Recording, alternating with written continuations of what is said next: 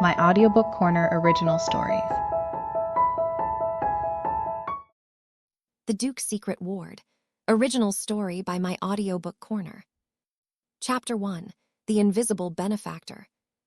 The morning light filtered through the lace curtains of Clara Harrington's cottage, casting delicate patterns across the worn but well-kept furniture. She sat at her small writing desk, carefully reviewing the modest accounts that governed her life. The numbers were always the same, enough but never abundant, sufficient but never extravagant. It had been this way for 3 years, since her father's death. "More tea, dear." Lady Pembroke's voice drifted from the doorway, accompanied by the gentle clink of porcelain. Clara looked up and smiled at her elderly companion. Lady Pembroke had been her father's distant cousin, and when Clara found herself alone in the world, the old woman had insisted on staying with her. Not out of duty, Clara suspected, but because Lady Pembroke herself had nowhere else to go and no one else who wanted her company. They made an odd pair. The young woman of 23 with her dark hair and independent spirit, and the silver-haired widow who still dressed as though attending court functions that no longer existed. "Thank you, but I've had quite enough." Clara set down her pen and stretched her fingers. "I was just reviewing this month's allowance." "From your mysterious benefactor." Lady Pembroke settled into the chair opposite, her eyes bright with curiosity. This was her favorite topic. "You really should discover who it is, Clara. It's most irregular." "It's most generous," Clara corrected. "And my father's solicitor assures me it's all perfectly legal and proper." "But don't you wonder? Some distant relative, perhaps, or a friend of your father's?" Clara had wondered, of course. In the dark months after her father's death, when grief had threatened to consume her entirely, the arrival of that first quarterly payment had been a lifeline.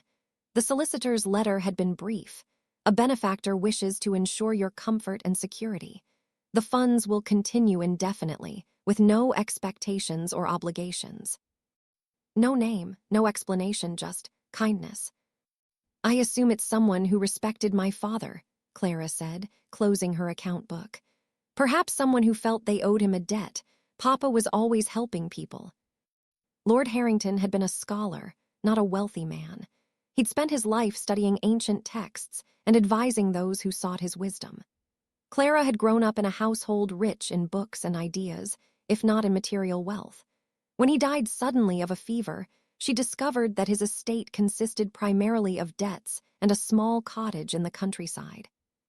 And then the benefactor had appeared, like something from a fairy tale. The allowance wasn't lavish. She couldn't afford a London season or fashionable gowns, but it kept the cottage, paid for food and coal, and allowed her to maintain a modest dignity. She could hold her head high in the village, attend local assemblies, and live without the shame of poverty or the necessity of seeking employment as a governess or companion. It was, she often thought, a kind of freedom. "Well, I think it's romantic," Lady Pembroke declared, settling back with her tea. "A mysterious guardian watching over you from afar." "It's practical," Clara said firmly. But she smiled as she said it, because there was something romantic about it, wasn't there? The idea that someone cared enough to ensure her welfare, asking nothing in return. She rose and moved to the window, looking out over the small garden she tended herself. Spring was coming. She could see the first green shoots pushing through the earth. Another season, another year of this quiet, peaceful existence. It wasn't the life she'd imagined as a girl.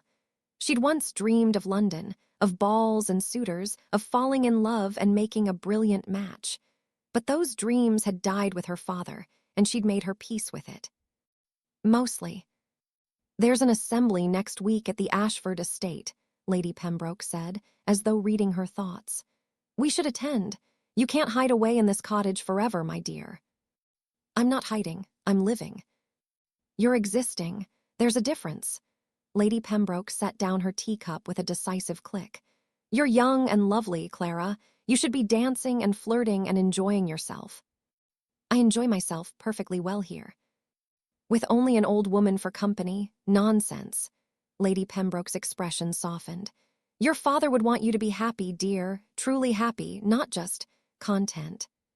The words struck deeper than Clara wanted to admit. Was she content? Or had she simply convinced herself that contentment was enough? "Perhaps you're right," she said slowly. "An assembly might be pleasant." Lady Pembroke beamed. "Excellent. I'll have Mrs. Davies press your blue silk. It's not the latest fashion, but it suits you beautifully." Clara returned to her desk, but her mind was no longer on accounts. She found herself thinking about the benefactor again, wondering who they were and why they cared. Did they know how their generosity had saved her? Did they ever think of her, or was she simply a name in a ledger, a duty discharged? She would probably never know. The thought should have bothered her more than it did. But Clara had learned to accept mysteries, to be grateful for blessings without demanding explanations. Life was uncertain enough without questioning the few good things that came one's way. Still, as she prepared for bed that night, she found herself whispering into the darkness. "Thank you, whoever you are, wherever you are. Thank you." The cottage was silent except for the settling of old wood and the distant hoot of an owl. No answer came, nor did she expect one. Her mysterious guardian remained a ghost, a shadow, a name she would never know. Or so she believed. The assembly at Lady Ashford's estate was more elaborate than Clara had anticipated. The ballroom glittered with candlelight, and the air hummed with music and laughter. She felt suddenly conscious of her modest gown, her simple jewelry, her lack of fashionable sophistication. "Stop fidgeting," Lady Pembroke whispered. "You look lovely." Clara forced herself to relax. She was here to enjoy herself, not to compete with the London beauties who'd come down for the country season. She accepted a glass of lemonade from a passing footman and surveyed the room. That was when she saw him. Lord Edward Fairfax stood near the refreshment table, tall and golden-haired, with the kind of easy charm that drew people like moths to flame. Clara had met him twice before at local gatherings, and each time she'd been struck by his attention to her. He was the second son of an earl, educated and refined, with a quick wit and ready smile. And he was looking directly at her. Her heart gave an unexpected flutter. "Lord Fairfax is coming this way," Lady Pembroke murmured, her voice bright with approval. "How delightful." "Miss Harrington," Fairfax bowed over her hand, his blue eyes warm. "I was hoping you'd attend this evening. You look enchanting." "You're very kind, my lord." "Not kind, honest." He smiled, and Clara felt something shift in her chest. "Would you do me the honor of the next dance?" She should have been more cautious. She should have remembered that second sons needed to marry well, and she had nothing to offer but a mysterious allowance and a cottage in the country. But his attention felt like sunlight after a long winter, and she was tired of being sensible. "I would be delighted," she said. The dance was a waltz, scandalously intimate, and Fairfax held her just a fraction closer than propriety allowed. Clara felt the warmth of his hand at her waist, the strength of his frame as he guided her through the steps. "I've been wanting to speak with you," he said quietly, "to know you better." "We barely know each other at all, my lord." "Then let's remedy that." His smile was devastating. "Tell me about yourself, Miss Harrington. What do you dream of?" It was a bold question, too personal for a ballroom, but Clara found herself answering honestly. "I dream of belonging somewhere, of having a purpose beyond simply existing." "You deserve more than that," Fairfax said, his voice low and intense. "You deserve everything." The waltz ended too soon. Fairfax returned her to Lady Pembroke's side, but his eyes lingered on her face. "May I call on you?" he asked. Clara knew she should refuse. She knew this was dangerous, that men like Fairfax didn't marry women like her. But she was so tired of being alone. "Yes," she whispered, "you may." Over the following weeks, Fairfax became a regular visitor to the cottage. He brought flowers and books, engaged Lady Pembroke in charming conversation, and made Clara laugh in ways she hadn't in years. He never asked about her circumstances, never questioned how she maintained her modest independence. He seemed to accept her as she was, and that acceptance felt like a gift. "He's quite taken with you," Lady Pembroke observed one afternoon after Fairfax had departed. I do believe his intentions are serious. Clara's heart raced. You think so? A man doesn't call so frequently without purpose, my dear, and the way he looks at you, Lady Pembroke smiled. I think we may be planning a wedding soon. The thought should have terrified her. Instead, Clara felt a surge of hope so powerful it nearly brought tears to her eyes. Perhaps she could have more than contentment. Perhaps she could have love, companionship, a real future. Perhaps her mysterious benefactor's generosity had given her more than just survival. It had given her the chance to be chosen, to be wanted, to be loved. When Fairfax proposed 3 weeks later, kneeling in her small garden among the spring flowers, Clara said yes without hesitation. She was going to be married. She was going to have a life, a real life, with a man who saw her and wanted her. The mysterious benefactor had saved her once. Now she was saving herself. Or so she believed. Chapter 2.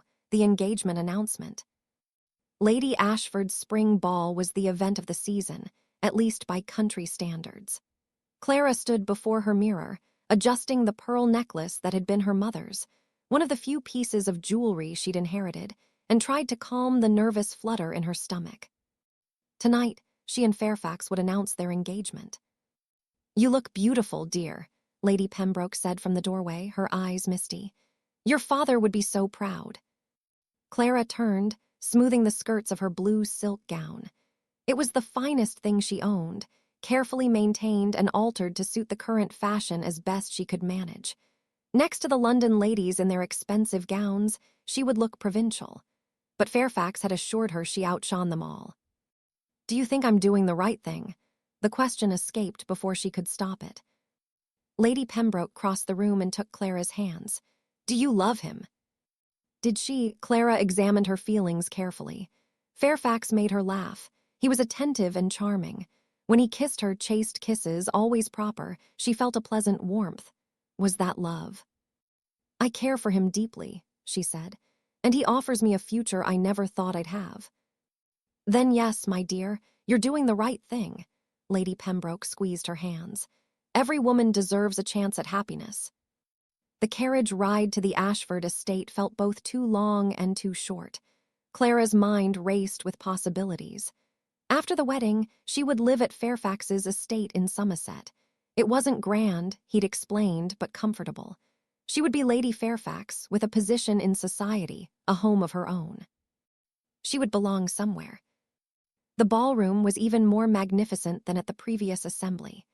Hundreds of candles blazed in crystal chandeliers, and the air was perfumed with hothouse flowers. Musicians played from a raised dais, and the cream of local society swirled across the dance floor in a kaleidoscope of color. Fairfax found her immediately, resplendent in evening dress, his golden hair gleaming in the candlelight. There you are, he said, raising her hand to his lips. I've been counting the minutes. Flatterer, Clara said, but she smiled. Truth-teller, his eyes were warm as they swept over her. Are you ready? Her heart hammered. Yes. They'd planned it carefully. Fairfax would announce their engagement during the supper interval, when everyone was gathered and attentive. It would be romantic, public, binding. The first hours of the ball passed in a blur of dancing and conversation. Clara was introduced to people she'd never met, country gentry and minor nobility who'd come for the season. Everyone was kind, if somewhat curious about her background. Miss Harrington is the daughter of the late Lord Harrington, Fairfax explained smoothly. A brilliant scholar. I had the privilege of studying with him briefly before his death. It was a lie. Fairfax had never met her father, but it gave her a respectable provenance, and Clara was grateful for it. Finally, the supper interval arrived. The guests assembled in the dining room, where an elaborate buffet had been laid out. Lady Ashford, a formidable woman in purple silk, called for attention. My dear friends, she announced, Lord Fairfax has requested the honor of addressing us all. Clara's pulse raced as Fairfax stepped forward, drawing her with him. Every eye in the room fixed on them. Thank you, Lady Ashford. Fairfax's voice was clear and confident. I wanted to share my joy with all of you this evening. Miss Clara Harrington has done me the extraordinary honor of accepting my proposal of marriage." A collective gasp, then applause. Clara felt her cheeks flush as people pressed forward to offer congratulations. Lady Pembroke was crying openly. Lady Ashford beamed with satisfaction at hosting such a romantic announcement. "When is the wedding?" someone called out. "As soon as possible," Fairfax said, pulling Clara closer. "I see no reason to wait when one has found one's perfect match." More applause, more congratulations. Clara felt dizzy with it all, overwhelmed by the attention and the reality of what she'd just done. She was engaged. She was going to be married. She was going to have a future. "Champagne," Lady Ashford declared. "We must toast the happy couple." Footmen appeared with trays of crystal flutes. Clara accepted one, her hand trembling slightly. This was real. This was happening. Fairfax raised his glass. "To my beautiful bride-to-be, you've made me the happiest of men." "To the happy couple," the room chorused. Clara lifted her glass to her lips. And then the ballroom doors opened. The sound cut through the celebration like a knife. Every head turned toward the entrance, where a figure stood silhouetted against the light from the hallway. A man, tall, broad-shouldered, dressed in impeccable evening clothes that spoke of wealth and power. He moved into the room with the kind of authority that made people instinctively step aside. Clara's breath caught. She'd never seen him before, but she knew immediately that he was someone important. Everything about him radiated command, from his dark hair to his stern, aristocratic features to the cold fury in his gray eyes. Those eyes swept the room and locked on her. "Miss Harrington," he said, his voice deep and cutting. "We need to speak, now." The room fell silent. Clara felt Fairfax stiffen beside her. "I beg your pardon," Fairfax said, his tone icy. "But this is a private celebration. If you have business with Miss Harrington, it can wait." The stranger's gaze shifted to Fairfax, and Clara saw something dangerous flash in those gray eyes. "No," he said flatly, "it cannot." He crossed the room in long strides, and the crowd parted before him like water. Clara found herself unable to move, pinned by the intensity of his stare. "Who are you?" she managed. "I am Blackwood." He said it as though the name should mean something. "And you, Miss Harrington, are making a terrible mistake." "Now see here," Fairfax began. "You," Blackwood said, turning the full force of his attention on Fairfax, "are a fraud and a fortune hunter. Your real name is Edward Fairchild, and you've left a trail of debts and broken promises across 3 counties. Gasps erupted around the room. Fairfax's face went white, then red. "That's a damned lie." "Is it?" Blackwood's voice was deadly calm. "Shall we discuss your gambling debts in London? Or perhaps the widow in Bath whose fortune you nearly absconded with before her family intervened?" "This is outrageous," Fairfax sputtered. "I don't know who you are or what you think you're doing, but—" "I am the Duke of Blackwood," the man said, and Clara's world tilted. A duke. This was a duke. "And I am Miss Harrington's guardian and benefactor, which means I have every right to prevent her from ruining her life." The room exploded in whispers. Clara felt the blood drain from her face. "You," she whispered. "You're." "Yes." His eyes softened fractionally as they returned to her. "I am the one who has been supporting you since your father's death, and I will not, allow you to marry this man." Clara's mind reeled. Her mysterious benefactor was a duke. A stern, commanding, furious duke who had just publicly humiliated her and destroyed her engagement. "You have no right," she said, her voice shaking with anger and shock. "No right to interfere in my life, to make decisions for me." "I have every right." Blackwood's jaw was set. "Your father was my mentor and friend. On his deathbed, he asked me to watch over you. I have honored that promise, and I will continue to do so. By controlling me, by ruining my happiness, by protecting you from a scoundrel." Blackwood turned back to Fairfax, who looked like he wanted to disappear into the floor. "You will leave this house immediately. If you attempt to contact Miss Harrington again, I will ensure you are prosecuted for fraud to the fullest extent of the law." "You can't prove anything," Fairfax said, but his voice lacked conviction. Can't I? Blackwood smiled, and it was not a pleasant expression. I have investigators, Fairchild, very thorough investigators. Shall I share their findings with everyone here? Or will you leave quietly and count yourself fortunate that I'm not having you arrested tonight? Fairfax looked at Clara, and she saw the truth in his eyes. Everything Blackwood had said was real. The man she'd thought she loved, the future she'd imagined, it was all a lie. Clara, Fairfax said, reaching for her. Don't, the word came out broken. Just don't. Fairfax hesitated, then turned and strode from the room. The silence he left behind was deafening. Clara stood frozen, aware of every eye on her, every whisper. Her engagement was over. Her reputation was in tatters. Her mysterious benefactor had revealed himself only to destroy everything she'd hoped for. Miss Harrington, Blackwood's voice was gentler now. I have a carriage waiting, I'll take you home. I don't want your help, Clara said, her voice tight with fury and humiliation. I don't want anything from you. Nevertheless, you have it. He offered his arm. Come, there's nothing more to be accomplished here. Clara wanted to refuse. She wanted to scream at him, to demand answers, to rage against the unfairness of it all. But she was exhausted, and the weight of the room's attention was crushing her. She took his arm. Lady Pembroke hurried after them, her face pale with shock. Clara, dear. It's all right, Clara said, though nothing was all right. I'll see you tomorrow. Blackwood led her through the ballroom, past the staring faces and whispered speculation. His carriage was indeed waiting, a magnificent vehicle with a ducal crest on the door. He handed her inside, then climbed in after her.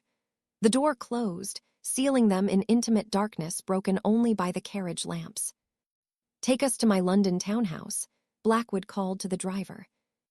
What? Clara's head snapped up. No, take me home to my cottage. You're coming with me, Blackwood said. Until we've sorted this mess out, you'll be under my protection. I don't want your protection. I want my life back. The life where you marry a fortune hunter and end up destitute within a year. His voice was hard. That life. You don't know that would have happened. Yes, I do. Blackwood leaned forward, his gray eyes intense in the dim light. I know exactly what would have happened, Miss Harrington. Fairchild would have married you, gained control of your allowance, and bled you dry. Then he would have moved on to his next victim, leaving you with nothing. You're wrong, Clara said, but the words lacked conviction. Am I? He sat back. Tell me, did he ever ask about your circumstances, about where your money came from? She was silent. He didn't, did he? Because he didn't care. He saw a vulnerable young woman with a modest income and no protection, and he saw an opportunity. Blackwood's voice was cold with fury. Men like him are predators, Miss Harrington, and I will not allow you to become his prey. So instead I become yours, Clara shot back. Trapped in your house, subject to your rules, with no say in my own future. You are not my prey. Something flickered in his eyes. You are my responsibility. There's a difference. Is there? Clara turned to look out the window, watching the countryside roll past. Because from where I'm sitting, it feels remarkably similar. Blackwood was silent for a long moment. When he spoke again, his voice was quieter. I know you're angry. You have every right to be. But I could not stand by and watch you destroy your life. It was my life to destroy. No, the word was firm.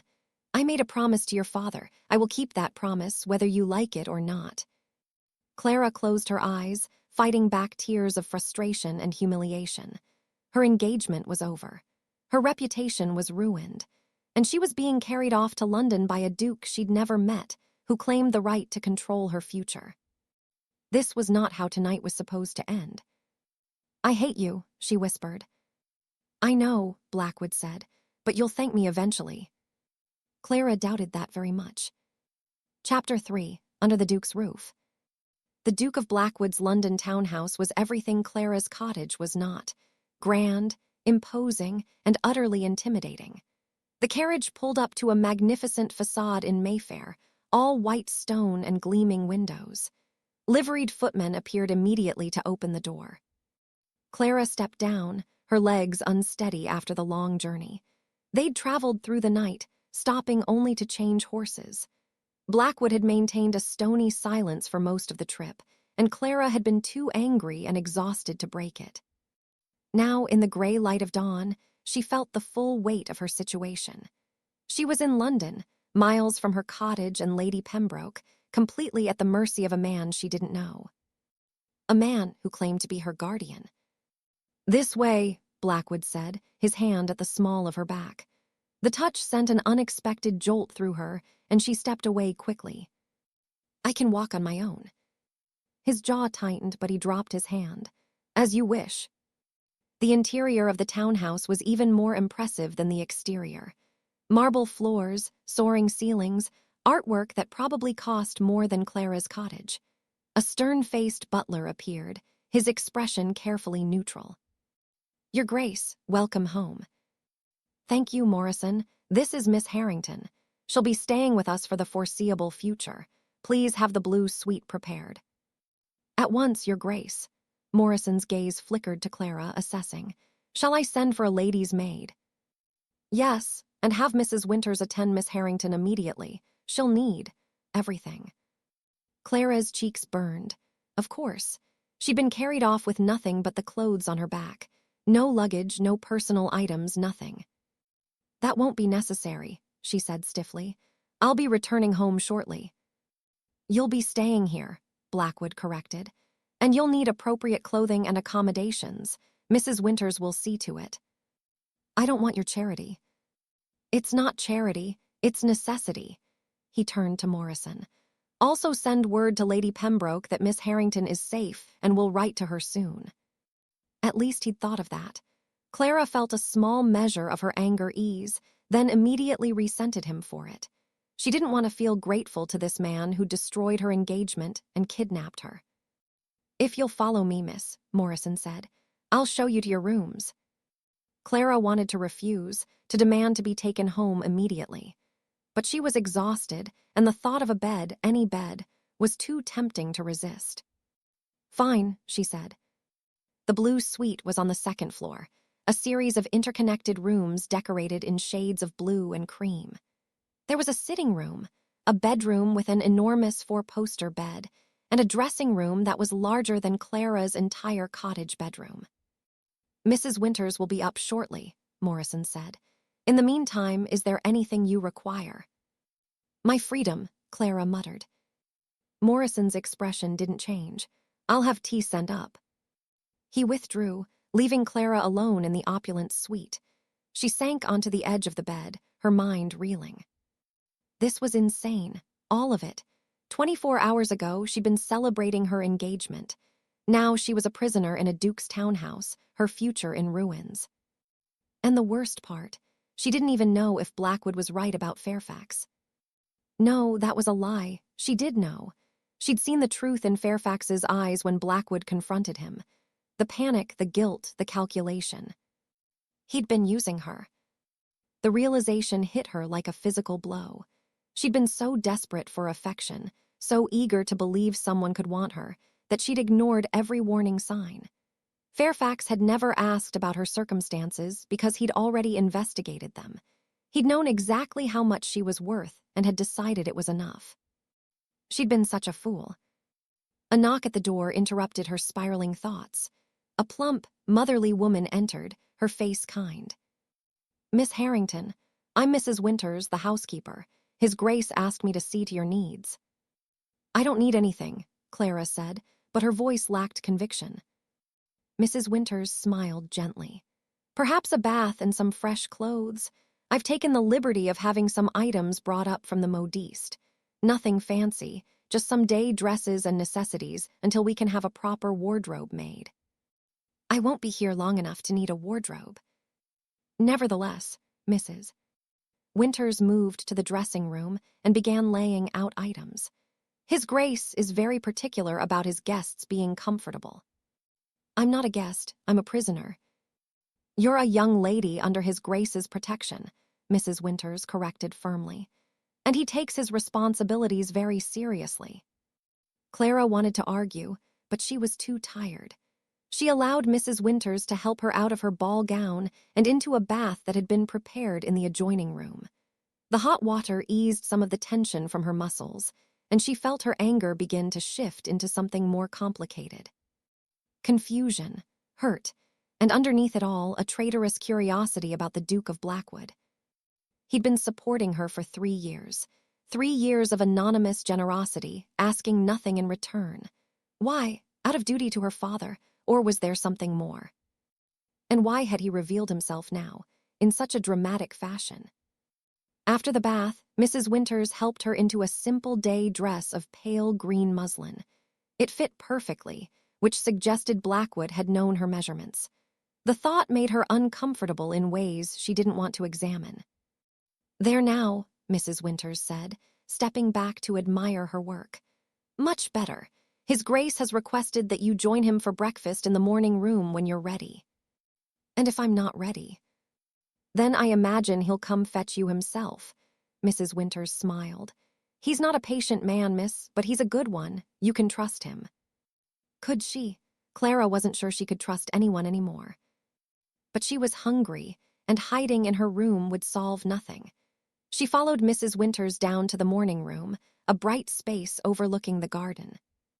Blackwood was already there, reading a newspaper and drinking coffee. He looked up as she entered, and Clara was struck again by the intensity of his gaze. Those gray eyes seemed to see right through her. "Miss Harrington, I trust you slept well." "I didn't sleep at all," Clara said. "I was too busy being kidnapped." "You weren't kidnapped, you were rescued." "From what? A future I chose for myself." Blackwood set down his newspaper with deliberate care. "From a man who would have destroyed you, but if you'd prefer to return to him, I can arrange it." Clara's hands clenched. "You know I can't. You've made sure of that. After last night's spectacle, my reputation is in tatters. No one will receive me now." "On the contrary, as my ward you'll be received everywhere." He gestured to the chair across from him. "Sit, eat, we have much to discuss." Clara wanted to refuse, but her stomach betrayed her with a loud growl. She sat, accepting a plate of food from a hovering footman. "I am not your ward," she said. "I'm 23. I don't need a guardian." "Legally, you're correct, but morally, I have an obligation to you." Blackwood poured her coffee with surprising grace. "Your father was my mentor. He taught me everything I know about honor, duty, and responsibility. When he was dying, he asked me to watch over you. I gave him my word." "So this is about duty." Clara felt something twist in her chest. Of course it was. What else would it be? "It began as duty," Blackwood said carefully, "but over the years it's become more complicated." "How so?" He was silent for a long moment, his expression unreadable. "I've watched you grow from a grieving girl into a remarkable woman. I've read your letters to the solicitor, seen how you've managed your modest circumstances with grace and dignity. You deserve better than a fortune hunter, Miss Harrington." "I deserve the right to make my own choices," Clara shot back, "even if they're mistakes." "Not when I can prevent them." "That's not your decision to make." "Isn't it?" Blackwood leaned forward, his eyes intense. "If I have the power to protect you and I don't use it, what kind of man does that make me?" "It makes you someone who respects my autonomy." "It makes me a coward." His voice was hard. "I will not stand by and watch you suffer when I can prevent it. I won't." There was something in his tone that made Clara pause. This wasn't just about duty or honor. There was genuine emotion there, carefully controlled but unmistakable. "Why do you care so much?" she asked quietly. Blackwood sat back, his expression shuddering. "Because I gave my word. That's reason enough." But Clara didn't think it was. There was something else, something he wasn't saying. She could feel it in the tension between them, in the way his eyes lingered on her face. "How long do you intend to keep me here?" she asked. "Until the investigation into Fairchild is complete. Until I'm certain you're safe from him and any other fortune hunters who might target you. And then? Then we'll discuss your future." He picked up his newspaper again, clearly considering the conversation over. "In the meantime, you're free to use the library, the music room, and the gardens. Morrison will provide anything you need." Except my freedom. Except that, Blackwood agreed. For now. Clara ate in silence, her mind racing. She was trapped here, at least temporarily, but perhaps she could use this time to understand the Duke of Blackwood, to figure out what he really wanted from her, and to decide what she wanted from him. Because despite her anger, despite her resentment, she couldn't deny the pull she felt toward him. The way her pulse quickened when he looked at her, the way his presence filled the room. It was dangerous. He was dangerous. But Clara had always been drawn to dangerous things. "I'd like to write to Lady Pembroke," she said, "to assure her I'm well." "Of course, Morrison will provide writing materials." Blackwood glanced at her over his newspaper. "You may tell her you're staying with me temporarily, nothing more." "Because you're worried about my reputation." "Because I'm worried about your safety. The fewer people who know the details, the better." Clara wanted to argue, but she was too tired. She finished her breakfast in silence, then retreated to her suite. The next few days would be interesting, she thought. Trapped in close quarters with a man who claimed to be her guardian but looked at her like something else entirely. She should be frightened. Instead, she was curious. And that, she suspected, was the most dangerous thing of all. Chapter 4: Proximity and Jealousy. 3 days passed in a strange sort of limbo. Clara spent her mornings in the library, a magnificent room lined with books from floor to ceiling. She spent her afternoons in the garden, walking the manicured paths and trying not to think about her ruined engagement. And she spent her evenings avoiding the Duke of Blackwood. It wasn't easy. The townhouse was large, but somehow they kept encountering each other. In hallways, in doorways. Once, memorably, when she'd been reaching for a book on a high shelf and he'd appeared behind her, his arm extending over her shoulder to retrieve it. She'd felt the heat of his body, caught the scent of his cologne, something dark and woodsy, and her breath had caught in her throat. "Thank you," she'd managed, taking the book with trembling hands. "You're welcome." His voice had been low, intimate. "Though you should ask for help rather than risk injury." "I'm perfectly capable of getting my own books." "I don't doubt your capability, Miss Harrington, only your caution." She'd fled after that, her heart racing in a way that had nothing to do with fear.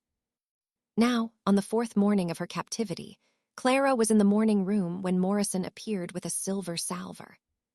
"A letter for you, miss, from Lord Fairfax." Clara's hand froze halfway to her teacup. "What?" "It was delivered this morning." Morrison's expression was carefully neutral. "Shall I dispose of it?" "No." Clara reached for the letter, her pulse quickening. "I'll read it." She broke the seal with shaking fingers. Fairfax's handwriting was as elegant as everything else about him. "My dearest Clara, I cannot express how deeply I regret the events of that terrible evening. The Duke's accusations were based on misunderstandings and old debts that have long since been settled. I am not the villain he painted me to be. I love you, Clara. I want to marry you still, if you'll have me. Don't let Blackwood's jealousy destroy what we have together. Meet me tomorrow at 2 o'clock at the corner of Brook Street and Davies Street. Come alone. We can sort this out together, away from his interference. Yours always, Edward." Clara read the letter twice, her emotions in turmoil. Jealousy, what did that mean? "Miss Harrington."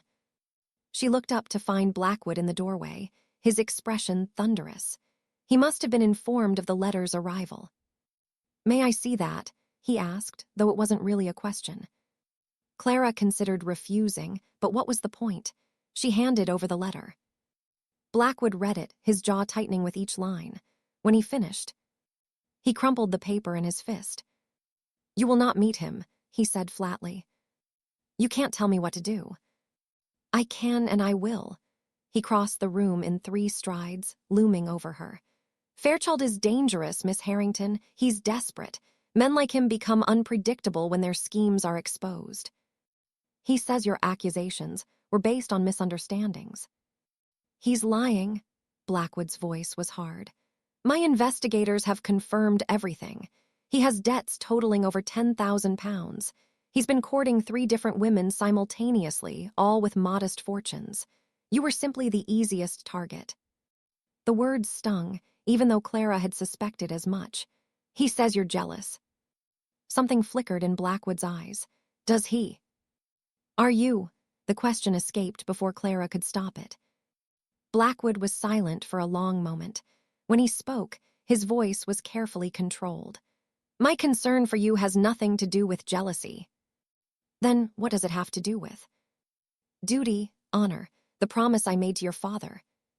That's all. Clara stood, bringing them face to face.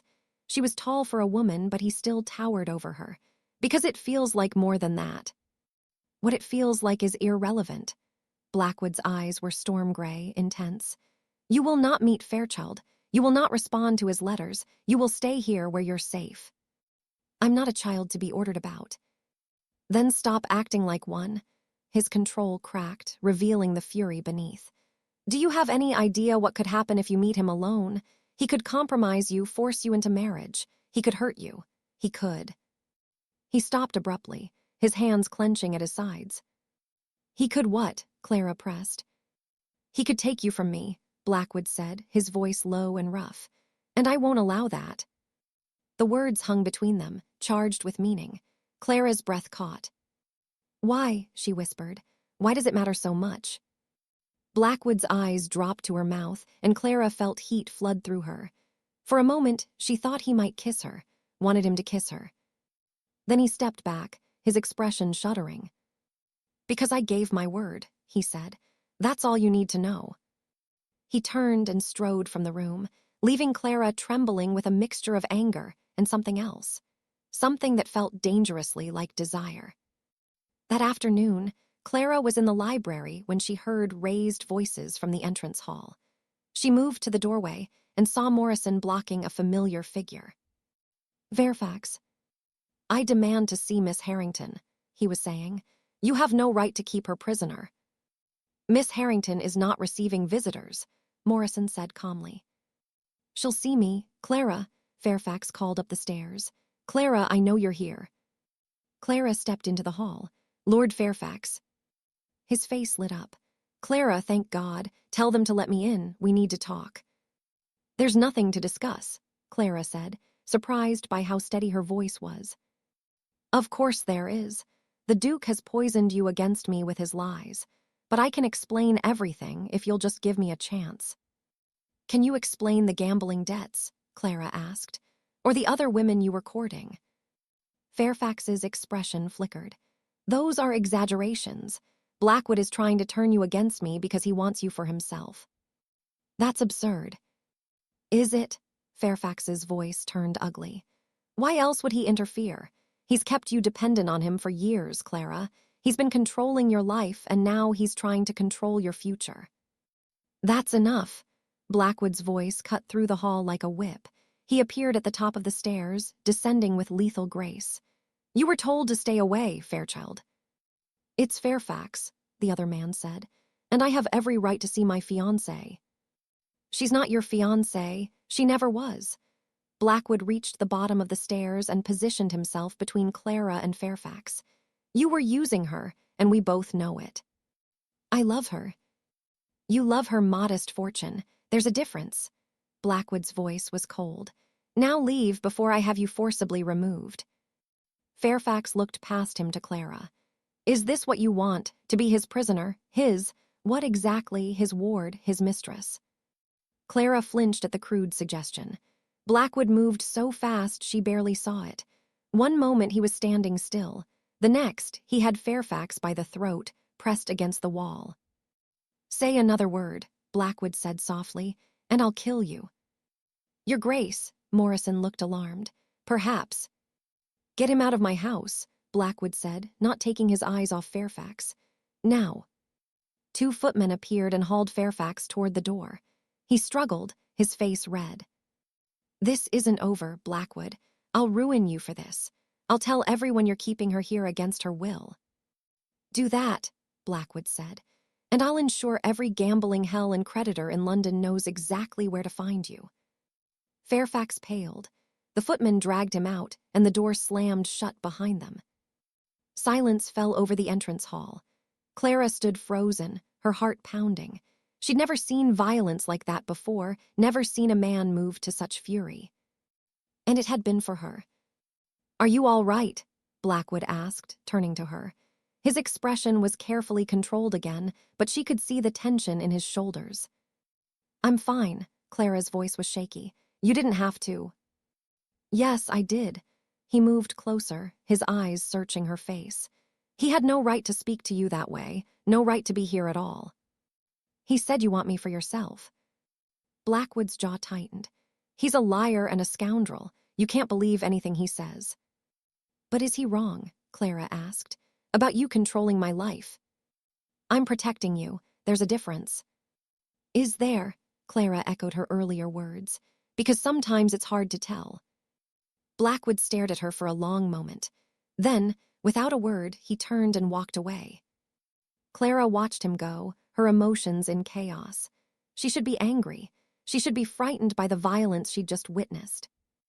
Instead, she felt safe, protected, and dangerously attracted to the man who just threatened to kill for her. That evening, Clara couldn't sleep. She paced her room, replaying the day's events.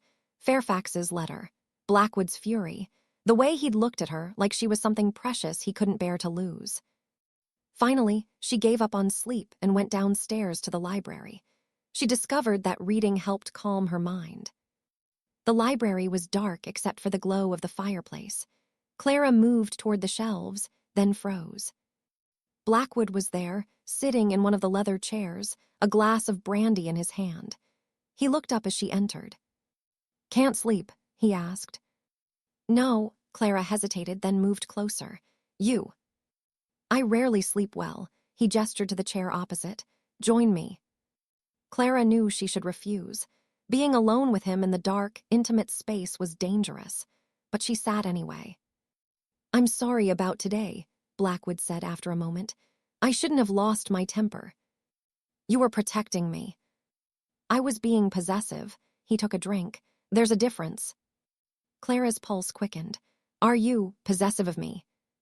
Blackwood's eyes met hers, and the intensity in them made her breath catch. "Yes," he said simply. "God help me, yes." The admission hung between them, charged with possibility. Clara knew she should be alarmed. Instead, she felt a thrill of excitement. "Why?" she asked. "Because you're mine to protect." "Is that all I am? A responsibility?" "No," the word was rough. "You're much more than that." "Then what am I?"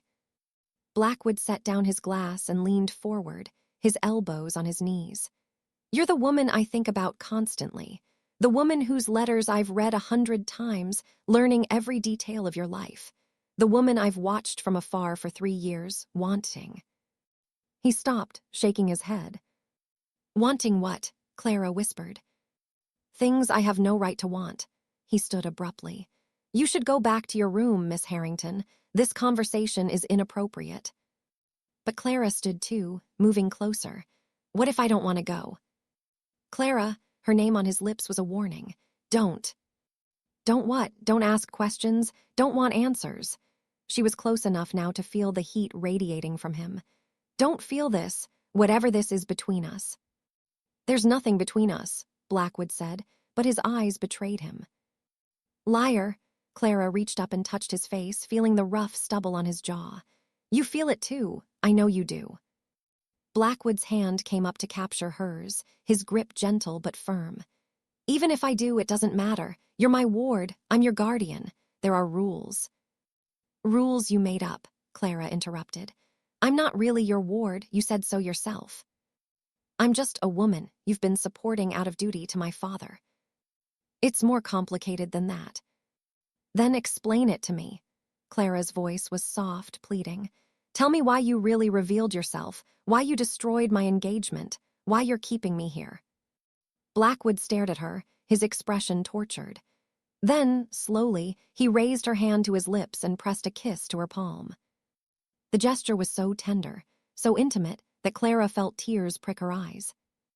"Because I couldn't bear it," he said quietly. "The thought of you marrying him, belonging to him, it was killing me." "Why?" "Because you're mine," Blackwood said, his voice rough with emotion. You've been mine since the moment I first saw you at your father's funeral, standing there so brave and alone. I told myself it was duty, that I was honoring your father's wishes. But it was never just duty, Clara. It was never just that. Clara's heart was pounding so hard she thought it might burst from her chest. Then, what was it?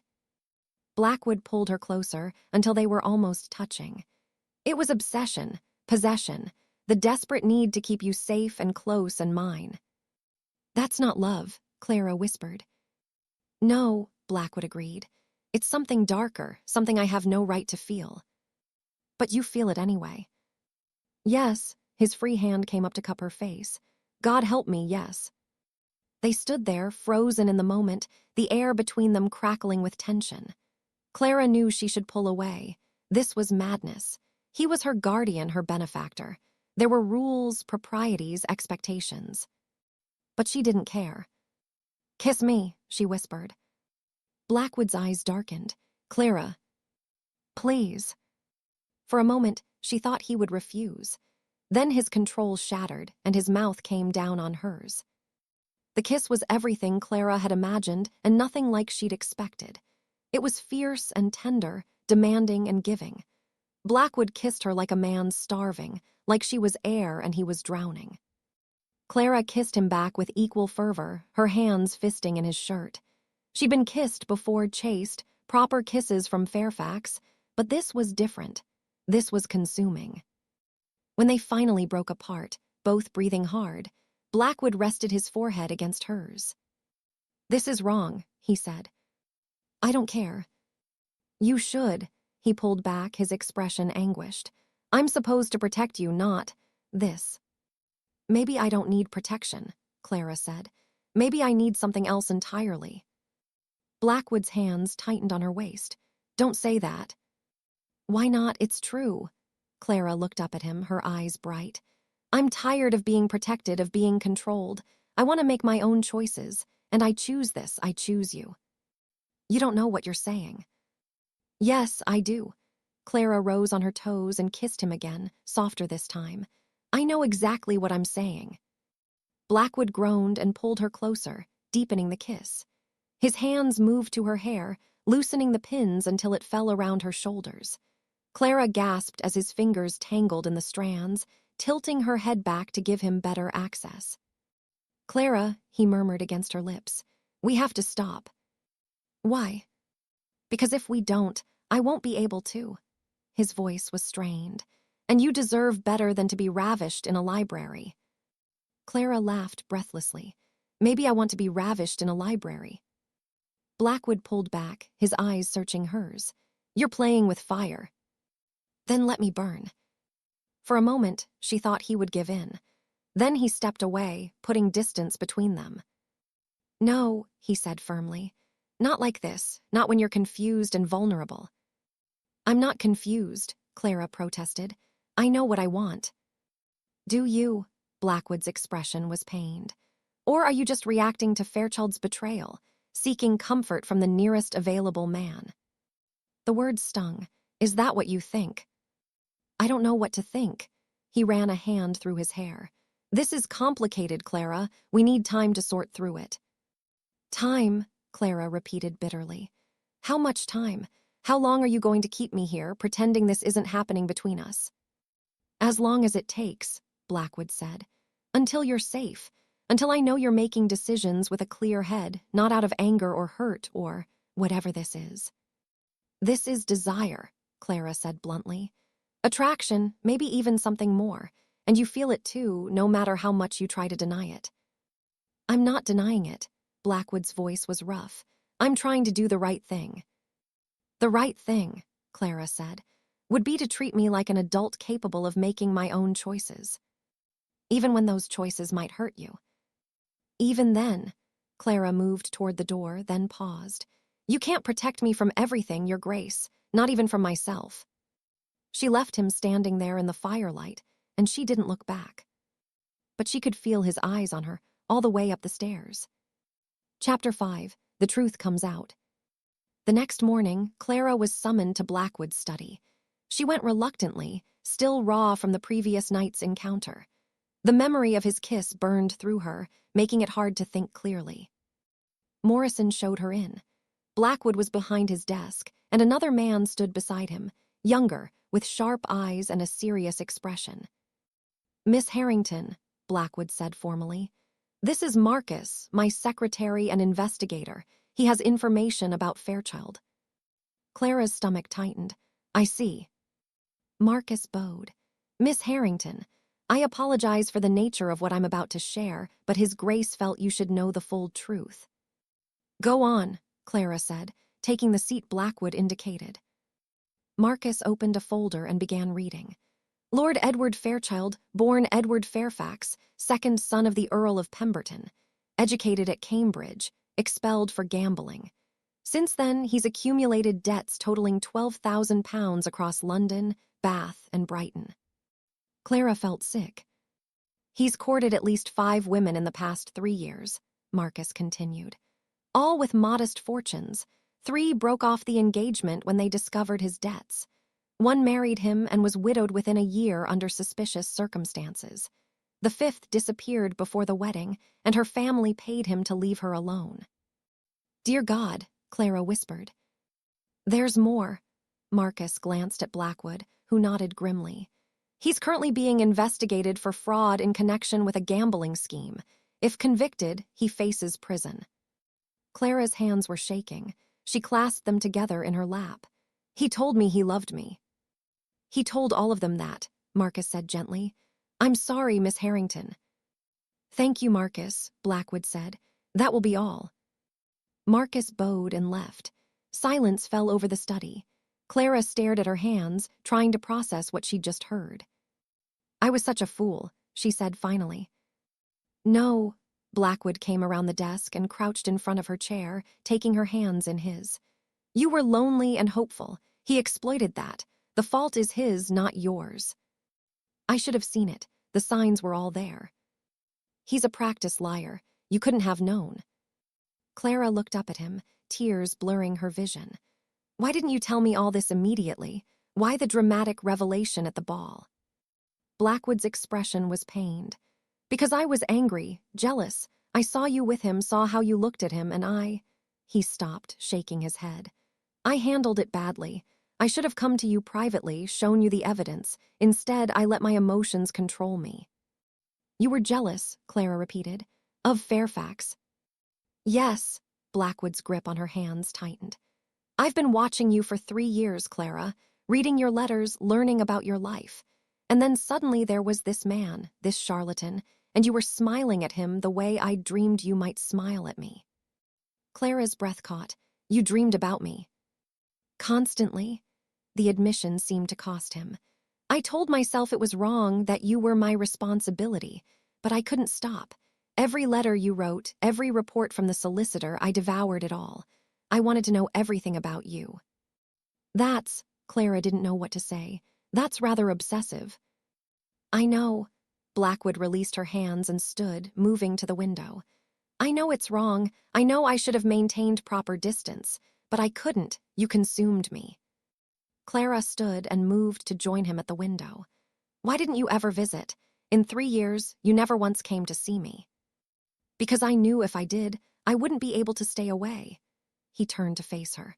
"I knew I'd want more than I had any right to want, so I kept my distance, told myself I was doing the honorable thing.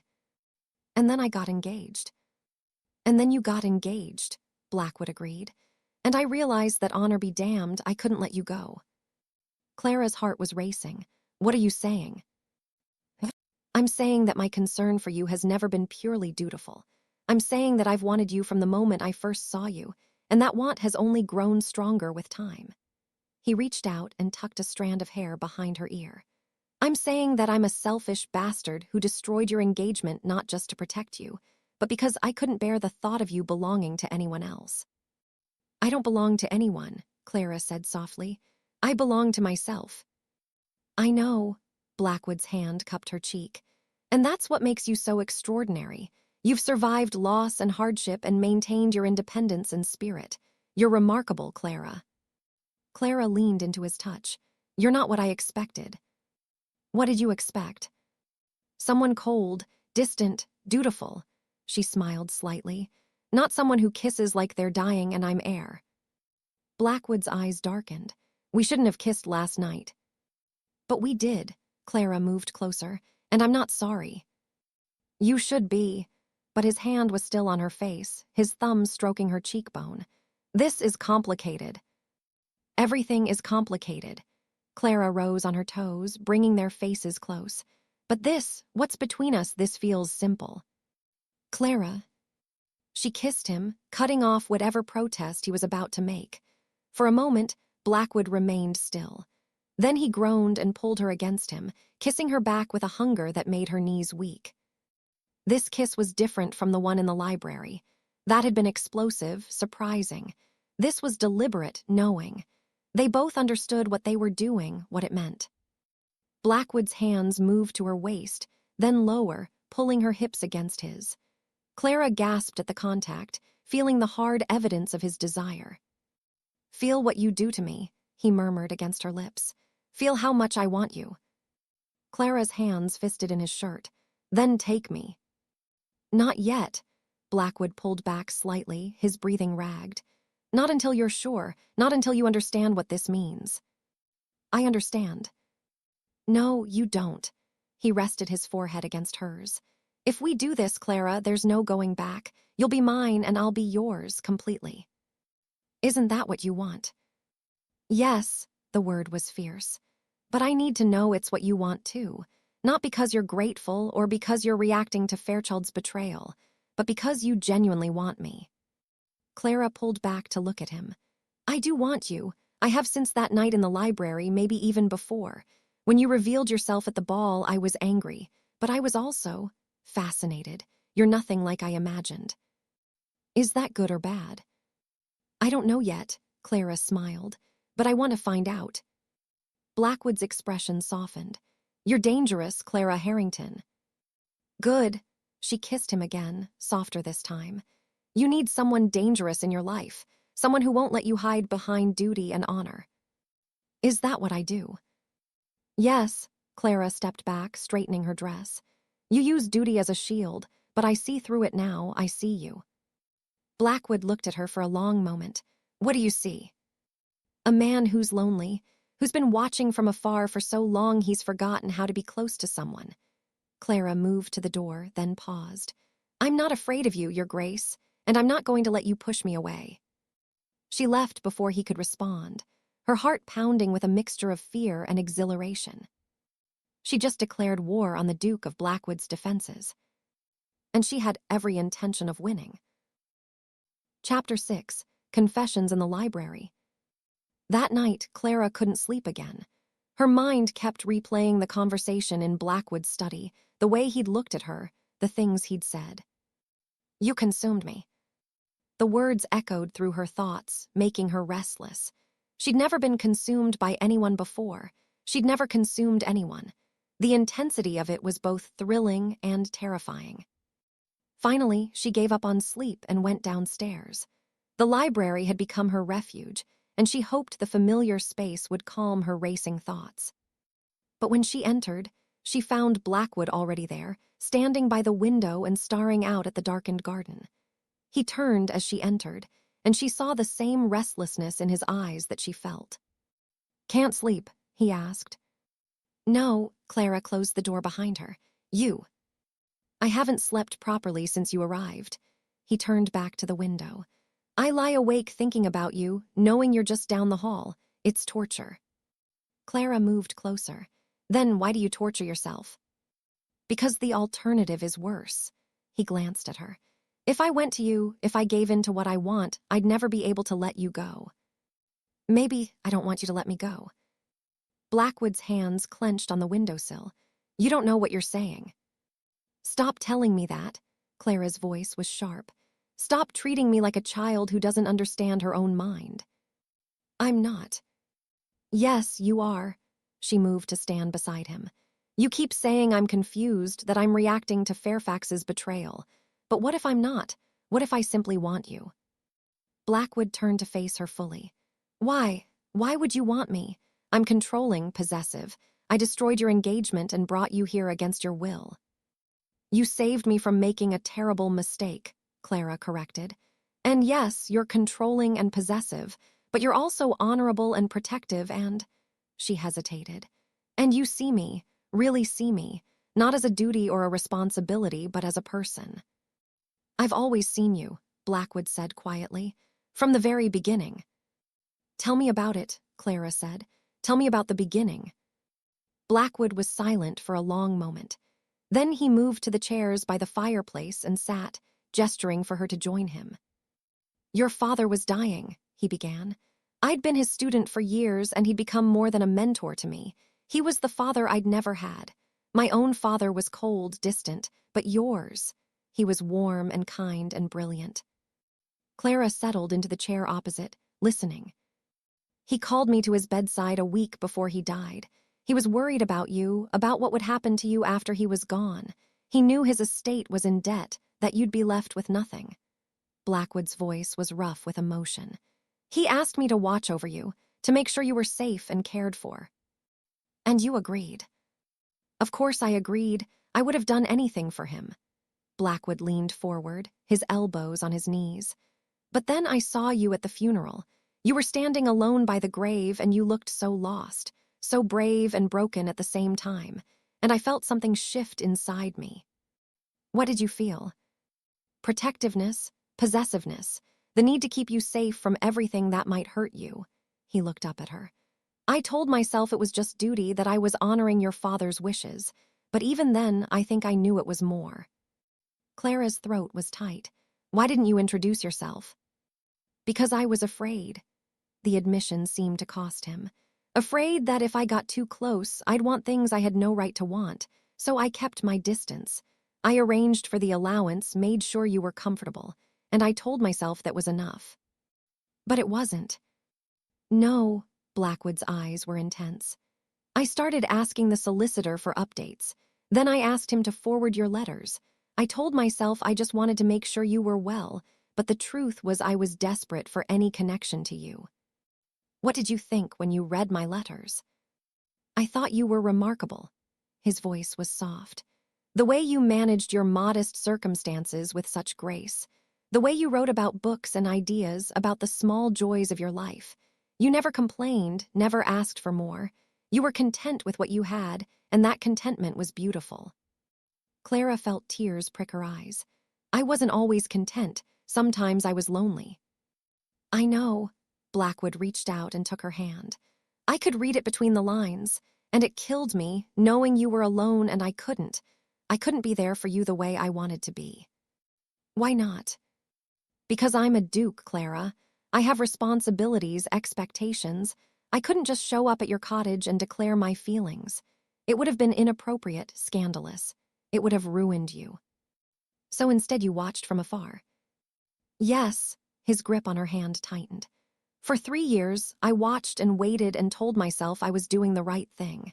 And then Fairchild appeared, and I realized I'd been a fool. Because you were jealous. Because I was losing you.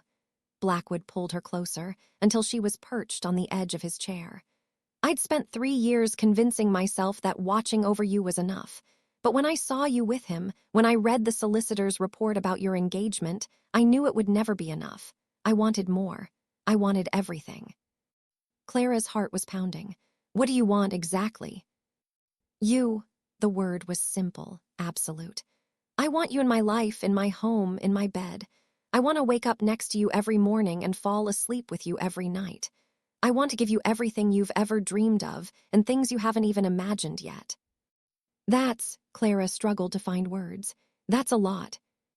I know, Blackwood cupped her face. I know it's too much, too fast. I know I should give you time and space. But I can't, Clara. I've waited 3 years already. I don't want to wait anymore. Clara stared at him, seeing the raw need in his eyes. This wasn't the controlled, stern Duke who'd appeared at the ball. This was a man stripped bare of all pretense, vulnerable in a way she'd never imagined possible. 3 years, she whispered. You've wanted me for 3 years. Longer. His thumb traced her cheekbone. I wanted you the first time I saw you after your father's funeral. You were standing in that cottage garden, trying so hard to be brave. I told myself it was grief, that I was projecting my feelings about losing your father onto you. But it wasn't. It was you, Clara. It's always been you. Her breath caught. Why didn't you say anything? Because you were 19 and grieving and I was your guardian. Because I was supposed to protect you, not seduce you. Because I thought if I kept my distance, the feelings would fade. His laugh was bitter. They didn't. They only grew stronger. Clara's mind was reeling. All those years, all that time she'd thought herself alone. He'd been watching, wanting, waiting. I thought you were just being dutiful. I was never just being dutiful. Blackwood's hands slid down to her waist, holding her firmly against him. Every letter I wrote, every decision I made about your allowance, every time I asked Marcus to check on you, it was because I couldn't stop thinking about you. I was obsessed, Clara. I am obsessed. The confession should have frightened her. Instead, it sent heat pooling low in her belly. Show me. His eyes darkened. Clara. Show me, she repeated, more firmly this time. You've spent 3 years holding back. Don't hold back now. For a moment, he just stared at her. Then his control snapped. He pulled her fully onto his lap, one hand tangling in her hair as his mouth crashed against hers. This kiss was nothing like the tentative touches they'd shared before. This was hunger, raw and desperate. His tongue swept into her mouth and she opened for him, matching his intensity with her own. Clara had been kissed before, chased pecks from suitors, Fairfax's practiced seductions. None of it compared to this. Blackwood kissed like a man starving, like he wanted to devour her whole. His hand tightened in her hair, angling her head to deepen the kiss, and she moaned against his mouth. The sound seemed to inflame him further. His other hand slid up her ribcage, his thumb brushing the underside of her breast through the thin fabric of her nightgown. Clara arched into the touch, wanting more, needing more. God, Clara. He broke the kiss to trail his mouth down her throat. Do you have any idea what you do to me? She could feel exactly what she did to him, the hard length of him pressed against her hip. The knowledge sent a thrill through her. She'd done this to him. She'd reduced the controlled Duke of Blackwood to this desperate, wanting man. Tell me, she breathed. His teeth grazed her collarbone. I think about you constantly, when I'm in meetings. When I'm writing, when I'm trying to sleep. I imagine you in my bed, under me, around me. I imagine all the ways I want to touch you, taste you, make you mine. Clara's head fell back, giving him better access to her throat. Then do it. I can't. The words were anguished. He pulled back, breathing hard. Not like this, not when you're confused and vulnerable and... I'm not confused. Clara grabbed his face, forcing him to look at her. I know exactly what I want. I want you, Blackwood, I want this. You wanted Fairfax a week ago. The words were like cold water. Clara flinched, pulling back. That's not fair. Isn't it? Blackwood's expression was tortured. You were ready to marry him, Clara. You thought you loved him. How do I know this isn't just reaction? Gratitude because I saved you from him. Confusion because your world has been turned upside down. Clara slid off his lap, hurt and angry. You think I can't tell the difference between gratitude and desire? I think you've been through hell this week. I think you're emotionally raw, and I'm taking advantage of that. You're not taking advantage of anything. Clara's voice rose.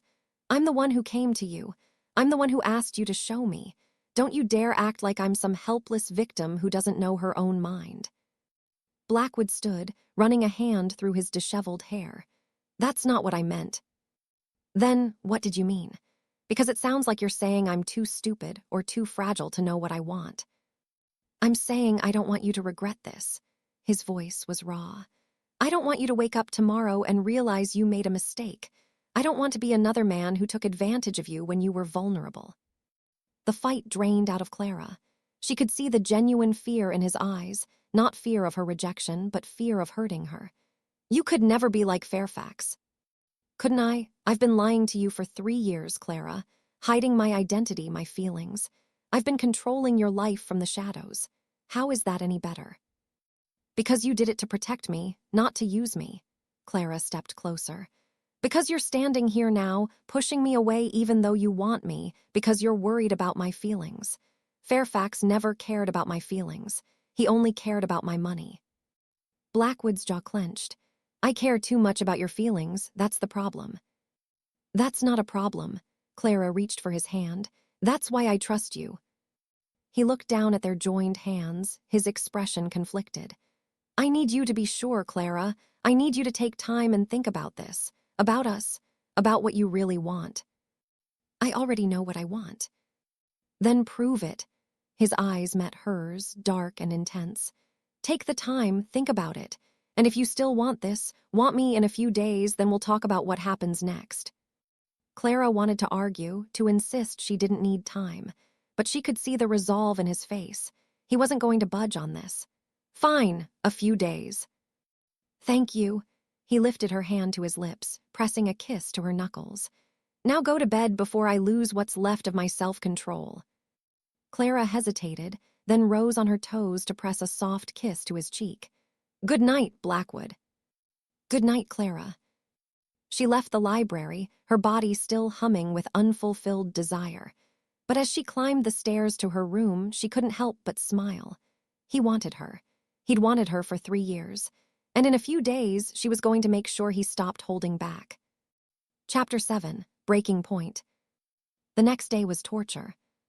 Clara woke with her body still aching from the previous night's encounter. She'd barely slept, her mind replaying every touch, every kiss, every heated word. The memory of Blackwood's hands on her, his mouth on her throat, the hard evidence of his desire pressed against her, it all made her restless and wanting. She dressed carefully, choosing a morning gown in pale blue that she knew flattered her complexion. If Blackwood wanted her to think about what she wanted, she was going to make sure he was thinking about it too. She found him in the breakfast room, already dressed for the day in riding clothes. He looked up when she entered, and she saw the flash of heat in his eyes before he controlled it. Good morning, she said, keeping her voice light. Good morning. His voice was carefully neutral. Did you sleep well? Not particularly. She helped herself to tea and toast, very aware of his gaze following her movements. I had a lot on my mind. I see. Clara sat across from him, taking a delicate sip of tea. Are you writing this morning? I was planning to. I thought some exercise might clear my head. What a coincidence. I was thinking the same thing. She met his eyes over the rim of her teacup. Perhaps I could join you. Blackwood's jaw tightened. I don't think that's a good idea. Why not? You said I should take time to think. Writing always helps me think. Clara. Unless you're afraid to be alone with me, she raised an eyebrow. Afraid you might lose that famous self-control. His eyes darkened. You're playing with fire. Maybe I like the heat. For a long moment, they just stared at each other, the air between them crackling with tension. Then Blackwood stood abruptly. Fine, meet me in the stables in 20 minutes, and wear something practical. He left before she could respond, but Clara was smiling. Round one to her. 20 minutes later, Clara arrived at the stables in a riding habit that was perhaps a touch more fitted than strictly necessary. Blackwood was already there, checking the saddle on a magnificent black stallion. He looked up when she approached, and she saw his eyes darken as they traveled over her. That's new. Do you like it? Clara did a small turn. I had it made last month. I was saving it for a special occasion. Blackwood cleared his throat. It's fine, your horse is ready. He helped her mount a gentle mare, his hands lingering perhaps a moment too long on her waist. Clara felt the heat of his touch even through the layers of fabric. They rode out of the city in silence, heading toward Hyde Park. It was early enough that the paths were relatively empty, just a few other riders and morning walkers. The spring air was crisp and fresh, and Clara felt some of her restless energy ease as they moved into a comfortable canter. But she was intensely aware of Blackwood beside her, the powerful lines of his body, the easy way he controlled his horse, the occasional glances he sent her way when he thought she wasn't looking. After a while, they slowed to a walk, following a quieter path through a wooded section of the park. You're a good rider, Blackwood said finally. My father taught me. He said a lady should be able to handle a horse as well as any man. He was right. Blackwood's expression softened. He was right about a lot of things. Did you miss him after he died? Every day. Blackwood was quiet for a moment. He was more than a mentor to me. He was the father I wished I'd had. My own father was cold, distant. Your father showed me what it meant to be a good man, not just a powerful one. Clara's heart ached. He would have been glad to know that. I hope so. Blackwood looked at her. I hope he would have approved of how I've tried to look after you. He would have. Clara guided her horse closer to his. But I think he would have wanted you to be happy too, not just dutiful. Clara.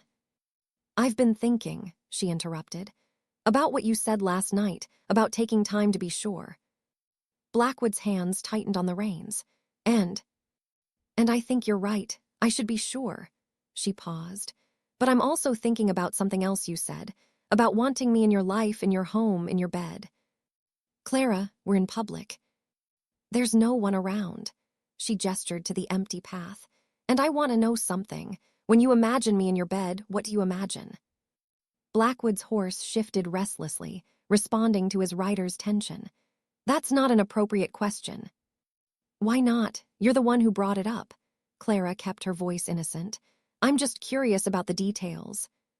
The details, Blackwood said through gritted teeth, are not something we should discuss on horseback in Hyde Park. Then where should we discuss them? He turned to look at her fully, and the heat in his eyes made her breath catch. You're determined to drive me mad, aren't you? I'm determined to make you stop treating me like I'm fragile. Clara held his gaze. I'm not going to break, Blackwood. I'm not going to regret this. The only thing I'll regret is if you keep pushing me away. I'm not pushing you away. I'm trying to do the right thing.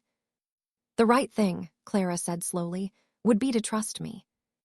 To trust that I know my own mind and my own heart. Blackwood stared at her for a long moment. Then, without warning, he dismounted. Come here.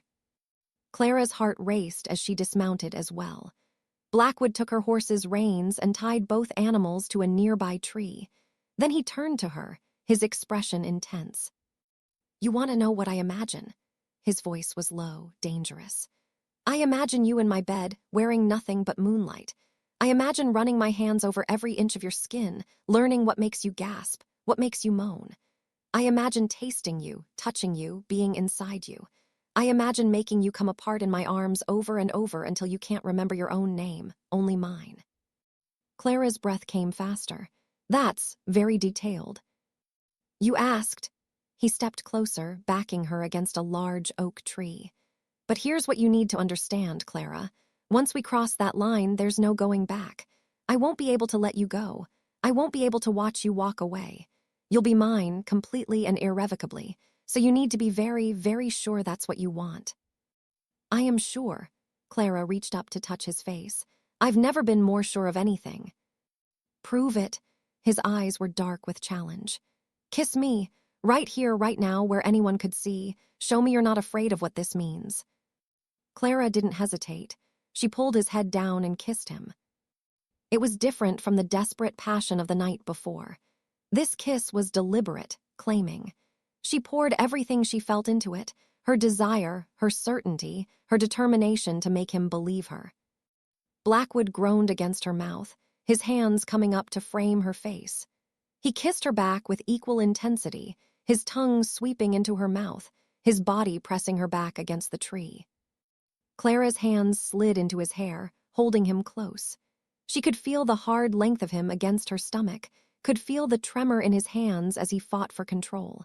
She wanted to shatter that control, wanted to make him as desperate as she felt.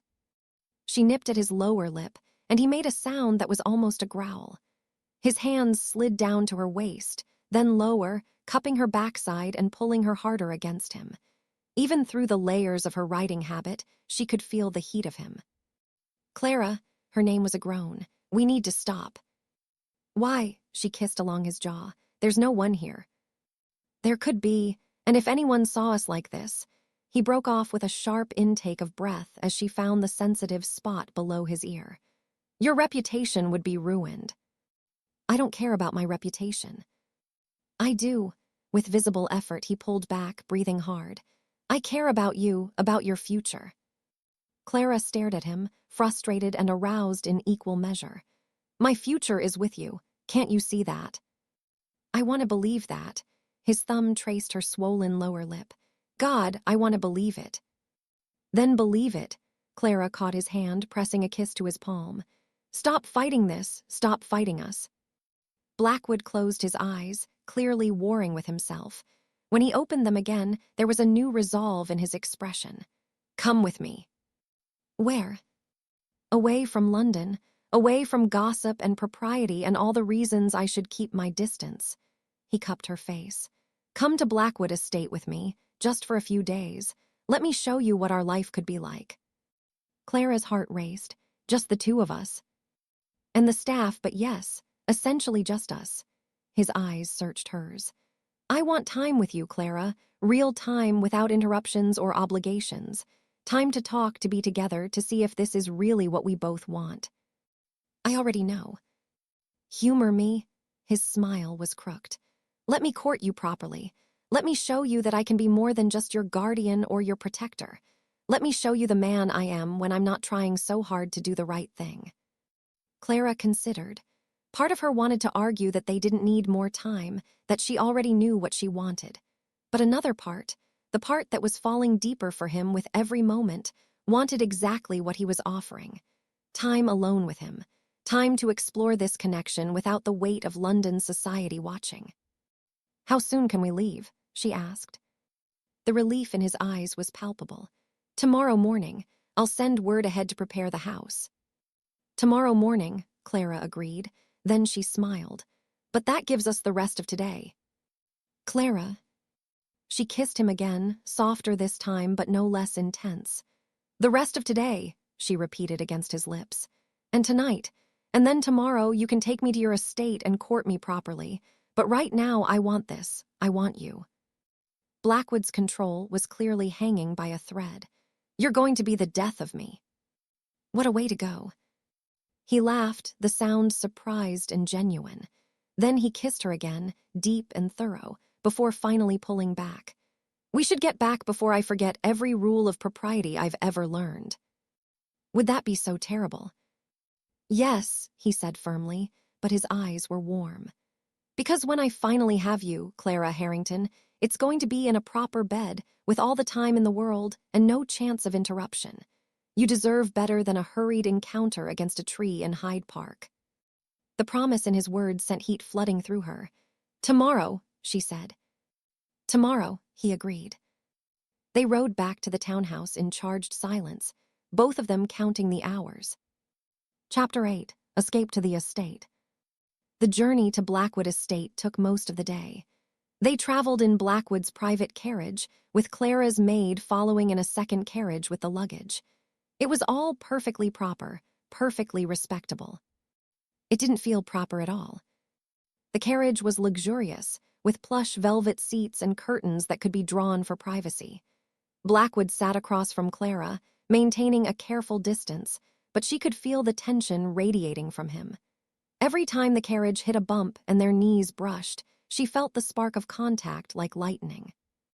Tell me about the estate, Clara said, trying to break the charged silence. Blackwood seemed grateful for the distraction. It's been in my family for 6 generations. The house itself is Elizabethan, though it's been updated over the years. There are formal gardens, a lake, extensive grounds for riding. It's peaceful, private. It sounds beautiful. It is. His eyes met hers. I think you'll love it. Will there be many staff? A skeleton crew. I sent word that we wanted privacy. The housekeeper, a few maids, the cook, and some groundskeepers. They'll keep to themselves unless we need them. Clara's pulse quickened. Privacy, time alone with him. How long are we staying? As long as you want. Blackwood's voice was low. A few days, a week, however long it takes. For what? For you to be sure. He leaned forward, his eyes intense. For us to figure out what this is between us. For me to prove that I can give you the life you deserve. Clara wanted to tell him again that she was already sure, but she held her tongue. He needed this, needed to feel like he was doing things properly, courting her the right way. She could give him that, and in the meantime, she could enjoy every moment of having his undivided attention. They arrived at Blackwood Estate as the sun was setting, painting the sky in shades of gold and pink. The house rose before them, all honey-colored stone and mullioned windows, surrounded by manicured gardens and ancient trees. It was magnificent. "Welcome to Blackwood," the Duke said softly. The housekeeper, Mrs. Davies, met them at the door, a pleasant woman in her 50s who showed no surprise at Clara's presence. She'd clearly been well briefed. "Your rooms are ready, Your Grace, Miss Harrington. Dinner will be served at 8, unless you'd prefer a tray in your rooms." "Dinner in the dining room will be fine," Blackwood said. "Thank you, Mrs. Davies." Clara's room was stunning, all cream and gold, with a massive 4-poster bed and windows overlooking the gardens. Her maid, Jenny, was already there, unpacking her things. "Will you need help dressing for dinner, miss?" Jenny asked. Clara glanced at the clock. She had an hour. "Yes, please, the green silk, I think." The green silk was one of her finest gowns, cut lower than was strictly proper for a private dinner. But they were alone here, away from society's prying eyes. She could be bold. Jenny helped her dress and arranged her hair in a soft style that left a few curls trailing down her neck. When Clara looked in the mirror, she barely recognized herself. She looked like a woman preparing for seduction. Good. She found Blackwood in the drawing room, standing by the window with a glass of whiskey. He'd changed into evening clothes, and the formal attire only emphasized his powerful build. When he turned and saw her, his hand tightened on the glass. "Clara," his voice was rough, "you look. Do you like it?" She did a slow turn, knowing the candlelight would make the silk shimmer. "You know I do." He set down his glass and crossed to her. "You're trying to drive me mad." "Is it working?" "Spectacularly." His eyes traveled over her, lingering on the low neckline. "We should go in to dinner before I forget my good intentions." Dinner was an intimate affair, just the two of them at one end of a long table. The food was excellent, but Clara barely tasted it. She was too aware of Blackwood watching her, of the way his eyes followed every movement of her hands, her lips. "Tell me about your childhood here," she said, trying to focus on conversation. Blackwood seemed grateful for the distraction. He told her stories about growing up at the estate, riding through the grounds, swimming in the lake, hiding from his tutors in the library. As he talked, she saw glimpses of the boy he'd been, before duty and responsibility had shaped him into the stern Duke. "You should smile more," Clara said impulsively. "You're different when you smile, younger, happier." "I haven't had much to smile about in recent years." "And now?" His eyes met hers across the table. "Now I have everything to smile about, if you'll have me." The words hung between them, heavy with promise. Clara set down her fork. "I thought you were going to court me properly. That doesn't usually involve propositions over dinner." "That wasn't a proposition. It was a statement of intent." Blackwood stood, coming around the table to her. "I intend to court you, Clara.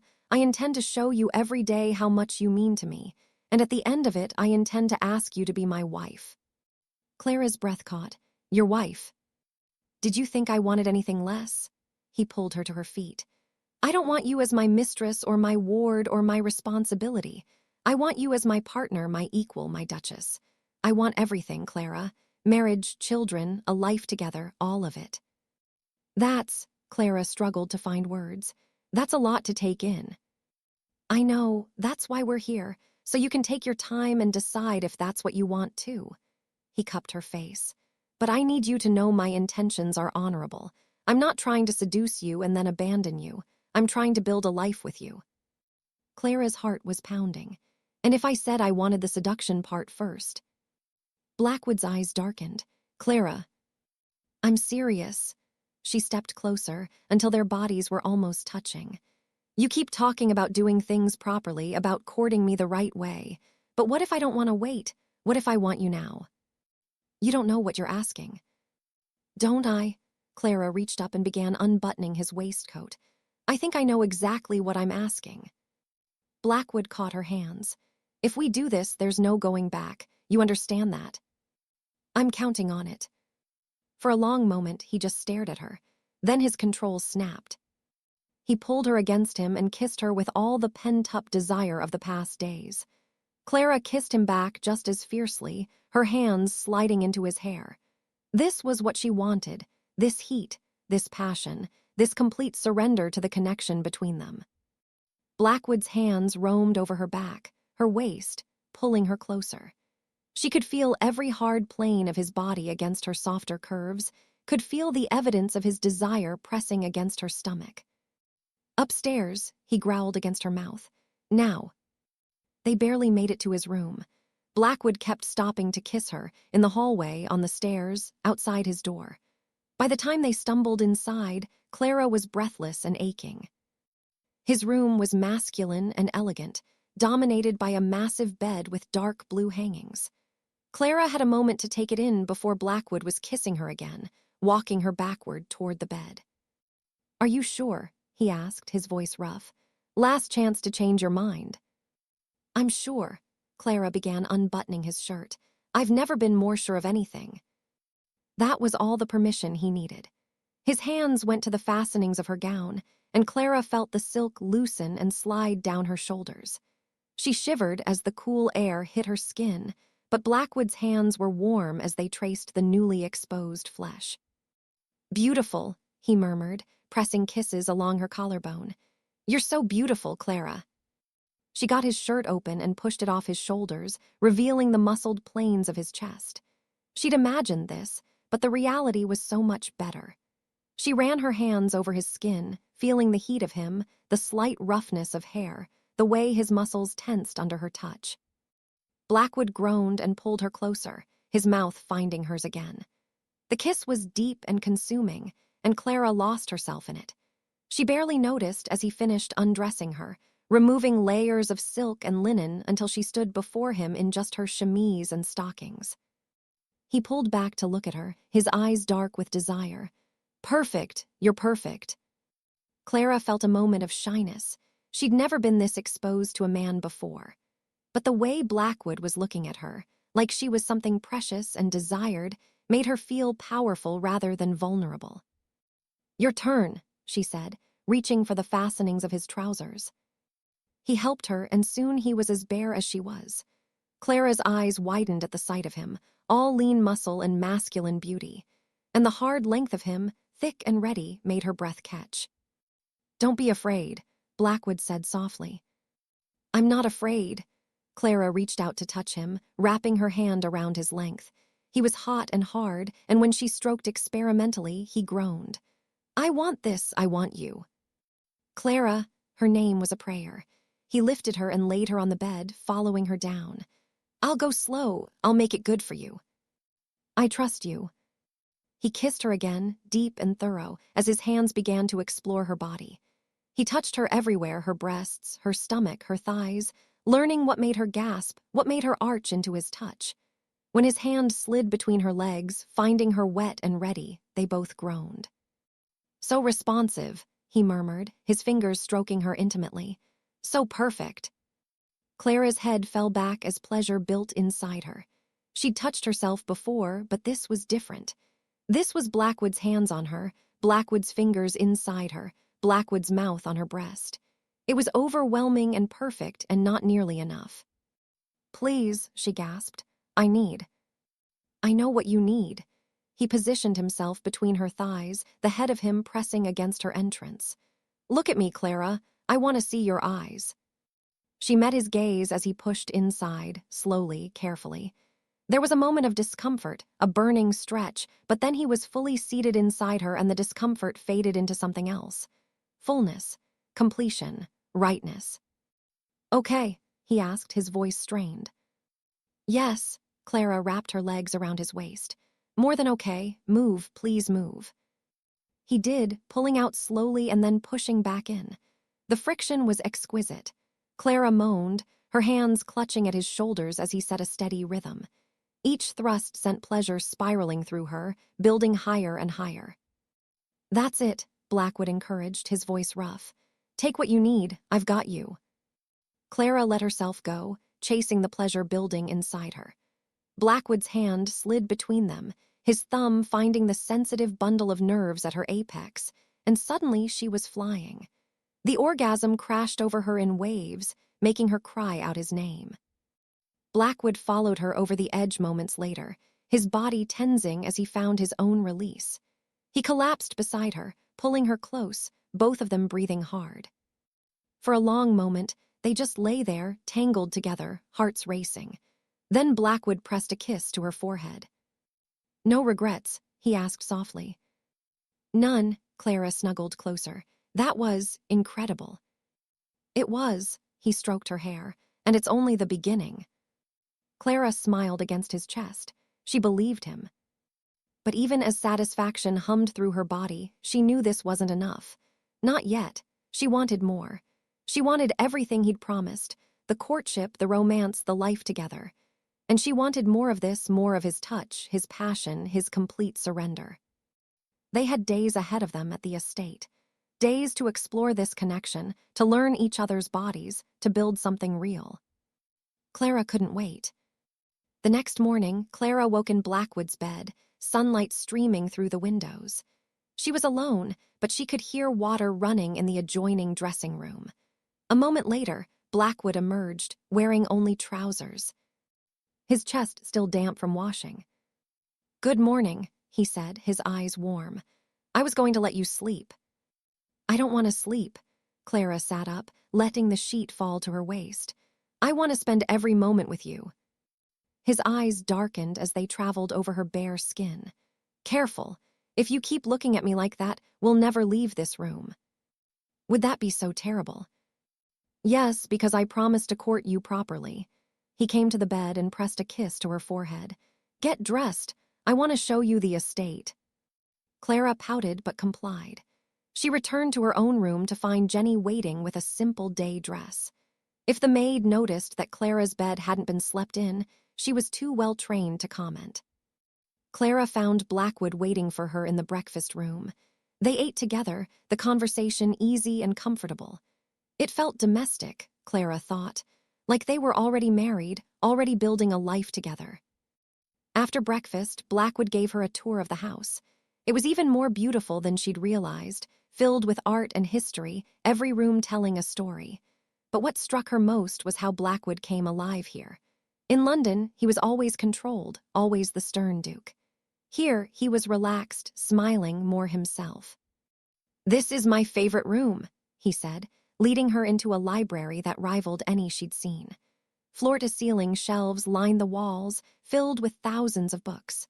Large windows overlooked the gardens, and comfortable chairs were scattered throughout.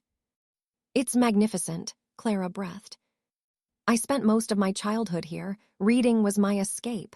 He pulled a book from a shelf. "This was your father's favorite. He gave it to me when I was 16. Clara took the book, a worn copy of Homer's Odyssey. He loved the classics. He said every man should know the story of a hero trying to find his way home. Blackwood's expression was soft. "I think about that a lot, about finding home." "Have you found it?" "I'm starting to think home isn't a place." His eyes met hers. "I think it's a person." Clara's heart squeezed. She set down the book and crossed to him, rising on her toes to kiss him softly. "Show me the rest." They spent the day exploring the estate, the gardens, the lake, the stables. Blackwood was an attentive guide, pointing out his favorite spots, telling her stories about growing up here. And all the while, the tension between them built. Every accidental touch sent sparks through Clara. Every time their eyes met, she saw the desire in his gaze. By the time they returned to the house for dinner, she was wound tight with wanting. They dined together again, the conversation flowing easily. But Clara could barely focus on the food. She was too aware of Blackwood across from her, of the way his eyes kept drifting to her mouth, her throat, the swell of her breasts above her neckline. "You're not eating," he observed. "I'm not hungry, not for food." Blackwood's fork clattered against his plate. "Clara." "Take me upstairs." She stood, moving around the table to him. "Please, I need you." He was on his feet in an instant, pulling her against him. "You're going to kill me."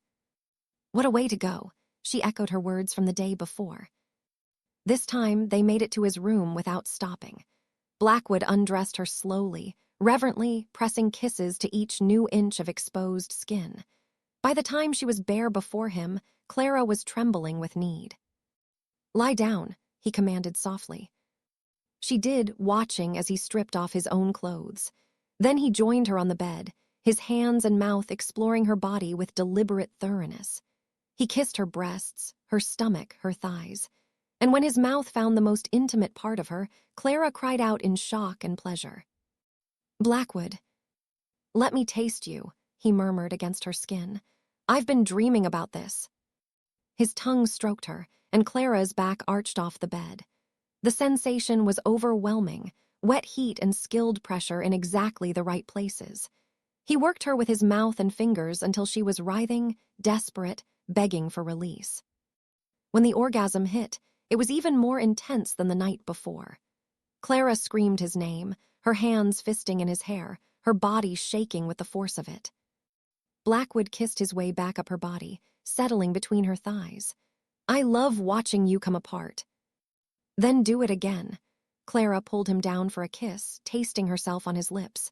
"I want you inside me." He entered her in one smooth thrust, and they both groaned. This time there was no discomfort, only pleasure as he filled her completely. He set a faster pace than the night before, driving into her with controlled power. Clara met him thrust for thrust, her nails digging into his shoulders. The pleasure built quickly, spiraling higher with each movement. When Blackwood's hand slid between them again, finding that sensitive spot, she shattered. He followed her over the edge, his body tensing as he found his release. They collapsed together, breathing hard, skin slick with sweat. "I'll never get enough of you," Blackwood murmured, pressing kisses to her shoulder. "Never." "Good," Clara said, "because I'm not going anywhere." The next few days passed in a haze of pleasure and discovery. They spent their days exploring the estate, riding through the grounds, talking for hours in the library. And their nights, and sometimes their afternoons, were spent in Blackwood's bed, learning each other's bodies with increasing intimacy. Clara discovered that Blackwood loved it when she took control, when she pushed him back against the pillows and rode him until they were both gasping. She learned that he was particularly sensitive behind his ear, that he made the most delicious sounds when she took him in her mouth, that he could make her come with just his fingers if he touched her the right way. And Blackwood learned her just as thoroughly. He discovered that she loved it when he pinned her wrists above her head, when he whispered filthy things in her ear, when he took her from behind so he could reach around and touch her while he thrust deep inside her. They were insatiable, making love in his bed, in the library, once even in the stables when the desire became too much to wait. Each encounter was different, sometimes slow and tender, sometimes fast and desperate, always intense. But it wasn't just physical. Between the passion, they talked, really talked. Blackwood told her about his childhood, his difficult relationship with his father, his fears about being a good duke. Clara shared her grief over losing her father, her loneliness in the years since, her dreams for the future. They were building something real, Clara realized. Not just desire, but genuine connection, understanding, love. On the fourth night, they lay tangled together in Blackwood's bed, the candles burning low. Clara traced patterns on his chest, feeling peaceful and content. "I have something to tell you," Blackwood said softly. Clara looked up at him. "What is it?" "I love you." The words were simple, absolute. "I've loved you for 3 years, but I was too much of a coward to admit it. I love you, Clara. Not as my ward, not as my responsibility, but as the woman I want to spend my life with." Clara's eyes filled with tears. "I love you too. I think I've loved you since that first night in the library, when you finally let me see the real you." "Marry me," Blackwood cupped her face. "Not because it's proper or expected, but because I can't imagine my life without you. Marry me, Clara. Be my wife, my partner, my everything." "Yes," the word came out choked with emotion. "Yes, I'll marry you." He kissed her then, deep and thorough, and Clara felt the last piece of her heart click into place. This was where she belonged. Not in her cottage, not under some anonymous benefactor's care, but here, with him, building a life together. "I want you again," she whispered against his mouth. "One more time before we go back to London and face the world." "We have all night," Blackwood said, rolling her beneath him, "and I intend to use every moment of it." Chapter 9. Surrender and Consummation. Their last night at Blackwood Estate began with dinner, but neither of them had much appetite for food. The air between them was charged with anticipation, with the knowledge that this was their final night of complete privacy before returning to London and the demands of society. "We should eat," Blackwood said, but his eyes never left Clara's face. "Should we?" Clara set down her fork. "Or should we stop pretending we care about dinner and go upstairs?" A slow smile spread across Blackwood's face. "You're very direct." "I've learned from the best." She stood, moving around the table to him. "Besides, we've spent 4 days dancing around each other. I think we've earned the right to be direct about what we want." "And what do you want, Clara?" His voice was low, dangerous in the best way. "You, all of you. No holding back, no restraint. I want everything you've been holding back these past 3 years." Blackwood stood, pulling her against him. "Everything. Everything." He kissed her then, deep and consuming, his hands already working at the fastenings of her gown. They made it as far as the hallway before he pressed her against the wall, his mouth on her throat, his hands pushing her skirts up. "Can't wait," he growled. "Need you now." Clara gasped as his fingers found her, already wet and ready. "Yes, here, now." He lifted her and she wrapped her legs around his waist. He entered her in one hard thrust and they both groaned. It was fast and desperate, nothing like the slow lovemaking of previous nights. This was raw need, pure desire. Blackwood drove into her with powerful thrusts, his mouth swallowing her cries. Clara clung to him, her nails digging into his shoulders, pleasure building impossibly fast. When she came, it was with a scream that echoed through the empty hallway. Blackwood followed moments later, his body tensing as he found his release. They stayed like that for a long moment, breathing hard, hearts racing. That was, Clara couldn't find words. Not enough. Blackwood carried her toward the stairs. Not nearly enough. He took her to his room, laying her on the bed with surprising gentleness given the urgency of moments before. Then he began to undress her properly, taking his time now, pressing kisses to each new inch of exposed skin. "I want to worship you," he murmured against her stomach. "I want to learn every inch of you, every sound you make, every way I can bring you pleasure." Clara's breath caught as he kissed lower, his mouth trailing over her hip, her thigh. When he settled between her legs, his breath hot against her most intimate flesh, she trembled with anticipation. "I love how responsive you are," Blackwood said, his fingers stroking her gently. "How wet you get for me, how you taste." Then his mouth was on her, and Clara's back arched off the bed. His tongue was skilled and relentless, stroking and circling and sucking until she was writhing beneath him. He held her hips down, keeping her in place as he devoured her. "Blackwood, please." She didn't know what she was begging for. More, less, everything. He added his fingers, sliding 2 inside her, while his mouth continued its assault on her sensitive flesh. The dual sensation was overwhelming. Clara's hands fisted in the sheets, her head thrashing from side to side as pleasure built to an unbearable peak. When she came, it was with a cry that seemed to come from her very soul. Wave after wave of pleasure crashed over her, leaving her shaking and gasping. Blackwood kissed his way back up her body, his expression smug. "I love making you come." "I noticed." Clara pulled him down for a kiss, tasting herself on his lips. "But now it's my turn." She pushed him onto his back, straddling his hips. His cock was hard and ready, pressing against her, but she didn't take him inside yet. Instead, she kissed her way down his body, exploring the planes of his chest, the ridges of his abdomen, the sharp cut of his hip bones. "Clara," his voice was strained, "you don't have to." "I want to." She wrapped her hand around his length, stroking slowly. "I want to taste you the way you tasted me." She took him in her mouth, and Blackwood's hips jerked off the bed. She'd done this before, but never with such enthusiasm, such desire to please. She loved the weight of him on her tongue, the salty taste of him, the sounds he made as she worked him with her mouth and hand. God, Clara. His hand tangled in her hair, not pushing, just holding. That's so good, you're so good. She took him deeper, relaxing her throat, and he groaned. She could feel him getting close, his body tensing, his breathing ragged. But before he could finish, he pulled her off. Not yet, he said roughly.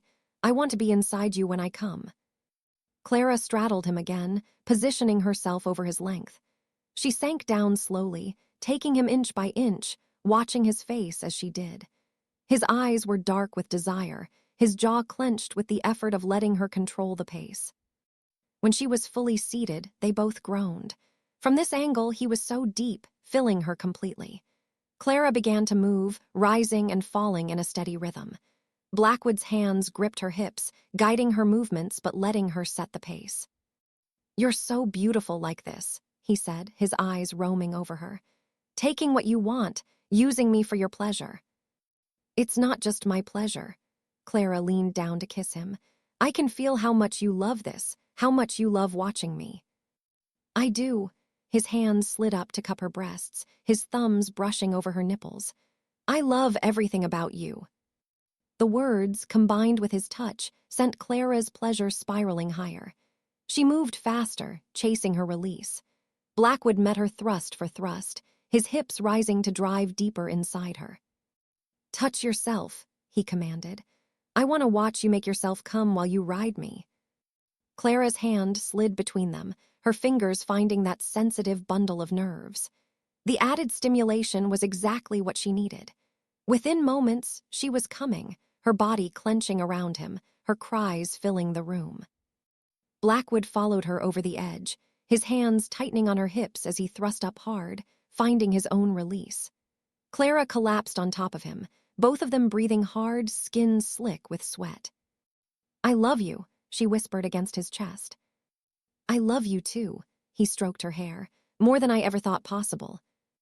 They lay like that for a while, just holding each other, hearts gradually slowing. But Clara could feel him stirring inside her, already hardening again. Again, she asked, amused. I told you, I'll never get enough of you. He rolled them over, settling between her thighs. And we have all night. They made love twice more that night, once slow and tender, with Blackwood taking his time to bring her to the edge again and again before finally letting her fall. And once more in the early hours of the morning, when Clara woke to find him hard against her hip and couldn't resist reaching for him. By the time dawn broke, they were both exhausted and satisfied, tangled together in the sheets. We should probably get some sleep, Blackwood murmured, pressing a kiss to her shoulder. Probably, but Clara made no move to leave his arms, though I'm not sure I can move. Good, that was my goal. Clara laughed, the sound soft in content. Mission accomplished. They dozed for a few hours, waking to bright sunlight streaming through the windows. Clara stretched, feeling pleasantly sore in places she'd never been sore before. Good morning, Blackwood said, his voice rough with sleep. Good morning, Clara turned to face him. So, we're engaged. We are, he smiled. How do you feel about that? Happy, terrified, excited. Clara traced his jaw. Ready. Ready for what? For everything. Marriage, being a duchess, building a life with you, all of it. Blackwood's expression softened. You're going to be an amazing duchess. I hope so, Clara bit her lip.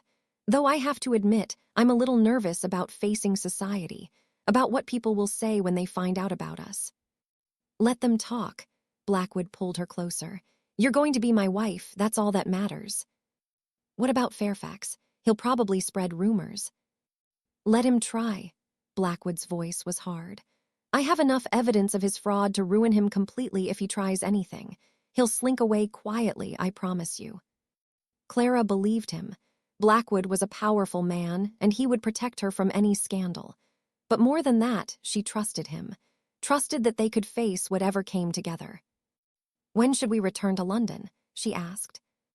Whenever you're ready. Today, tomorrow, next week. I'm in no hurry. Today, Clara decided, I want to start our life together, really start it, and that means facing the world. Today it is, Blackwood kissed her softly, but first breakfast, and possibly one more time in this bed. Clara laughed, insatiable. Only for you. Chapter 10, New Beginnings. They returned to London that afternoon, the journey passing in comfortable conversation and stolen kisses. By the time they arrived at Blackwood's townhouse, Clara felt ready to face whatever came next. The first order of business was making their engagement official. Blackwood sent announcements to the papers and invited a select group of friends and family to a small dinner party to celebrate. Clara was nervous about meeting his circle. But Blackwood's steady presence at her side gave her confidence. The dinner was a success. Blackwood's friends were welcoming, and if any of them were surprised by the engagement, they were too polite to show it. Lady Ashford, who had hosted the ball where everything began, was particularly effusive in her congratulations. I knew there was something between you two, she said to Clara with a knowing smile. The way he looked at you that night, I've never seen Blackwood so possessive. Clara blushed but didn't deny it. There was no point in pretending their relationship was anything other than what it was, a love match, passionate and real. As predicted, Fairfax tried to cause trouble. He spread rumors about Clara being a fortune hunter herself, about Blackwood being manipulated. But the evidence of Fairfax's own fraud was too damning, and society quickly turned against him. Within a week, he'd left London entirely, his reputation in tatters. Good riddance, Blackwood said when they heard the news. Clara agreed. She felt nothing for Fairfax now, not anger, not hurt, not even pity. He was simply a mistake she'd almost made, a wrong turn she'd been saved from. Her real life was here with Blackwood. They were married 6 weeks later in a small ceremony at Blackwood Estate. Clara wore a gown of ivory silk, and Blackwood looked devastatingly handsome in his formal attire. As they exchanged vows, Clara felt tears prick her eyes. This was real. This was forever. The wedding breakfast was a joyful affair, with toasts and laughter and dancing. But Clara was impatient for it to end, eager to be alone with her new husband. Finally, as the sun began to set, they were able to slip away. Blackwood carried her over the threshold of their bedroom, setting her down gently. "Hello, wife," he said softly. "Hello, husband." Clara reached up to cup his face. "I love you." "I love you too." He kissed her, slow and deep. "And I intend to spend the rest of my life showing you just how much." He undressed her slowly, reverently, as if unwrapping a precious gift. When she stood before him in nothing but her stockings and chemise, he took a step back to look at her. "You're so beautiful," he said. "I can't believe you're mine." "I can't believe you're mine." Clara began unbuttoning his waistcoat. The stern Duke of Blackwood, brought to his knees by his ward. "Former ward," he corrected. "Now you're my Duchess, my equal, my everything." They came together on the bed, and this time there was no urgency, no desperation. They had all the time in the world now. Blackwood made love to her slowly, thoroughly, bringing her to climax twice before finally finding his own release. Afterward, they lay tangled together, Clara's head on Blackwood's chest, his hand stroking her hair. "Happy?" he asked. Deliriously, Clara pressed a kiss to his chest. "Though I have to admit I'm a little sad." "About what?" "That we can't stay here forever. That we have to go back to London eventually, back to duties and responsibilities." "We'll come back," Blackwood promised. "As often as you want. This will always be our sanctuary." Clara smiled. "Our home." "Our home," he agreed. They fell asleep like that, wrapped in each other's arms, the future stretching out before them bright and full of promise. 3 months later, Clara stood in the drawing room of Blackwood's, her London townhouse, reviewing the guest list for their first major ball as a married couple. It was going to be the event of the season, and she was determined to make it perfect. "You're frowning," Blackwood said, coming up behind her and wrapping his arms around her waist. "What's wrong?" "Nothing's wrong, I'm just nervous." Clara leaned back against him. "What if I make a mistake? What if I'm not a good enough hostess? You'll be perfect. He pressed a kiss to her neck. You're always perfect. Flatterer. Truth teller. His hands slid up to cup her breasts through her gown. Though if you're really nervous, I know a way to help you relax. Clara laughed, turning in his arms. It's the middle of the afternoon. So, he was already backing her toward the sofa. We're married. We can do whatever we want whenever we want. The servants. No better than to interrupt. He pulled her down onto his lap. Now stop worrying about the ball and kiss your husband. Clara did, losing herself in the familiar heat of his mouth, the solid strength of his body. Even after 3 months of marriage, the desire between them hadn't faded. If anything, it had only grown stronger. They made love on the sofa, quick and intense, both of them stifling their cries so as not to scandalize the staff. Afterward, Clara straightened her gown and tried to fix her hair, laughing at the impossibility of it. I look thoroughly ravished, she said, checking her reflection in a nearby mirror. You look beautiful. Blackwood came up behind her, meeting her eyes in the mirror. And happy, that's all that matters. Clara turned to face him. I am happy, happier than I ever thought possible. Good, he kissed her softly, because I intend to spend the rest of our lives making sure you stay that way. And he did. The ball was a triumph, cementing Clara's place in society as the Duchess of Blackwood. But more importantly, it was the beginning of their life together, a life filled with love, passion, and partnership. They divided their time between London and the estate, hosting parties and managing their responsibilities. But they always made time for each other, for stolen moments of intimacy, for long conversations in the library, for rides through the countryside. A year after their marriage, Clara gave birth to a daughter, a beautiful girl with her mother's eyes and her father's determination. They named her Alina, after Clara's mother, and Blackwood was utterly besotted from the first moment he held her. She's perfect, he said, cradling the tiny bundle carefully, just like her mother. Clara watched them together, her heart full to bursting. This was everything she'd ever wanted: love, family, a place to belong. And it had all started with a mysterious benefactor who turned out to be so much more. I love you, she said softly. Blackwood looked up, his eyes warm. I love you too, both of you my girls. And as Clara watched her husband with their daughter, she knew that she'd found her home at last. Not in a place, but in the people she loved, in the family they'd built together. The mysterious benefactor was gone, replaced by a husband, a partner, a love that would last a lifetime. And Clara had never been happier. The end. If you enjoyed this story, please like, subscribe, and return to my audiobook corner for more spicy moments, classic romances, and literary treasures. Thank you for listening.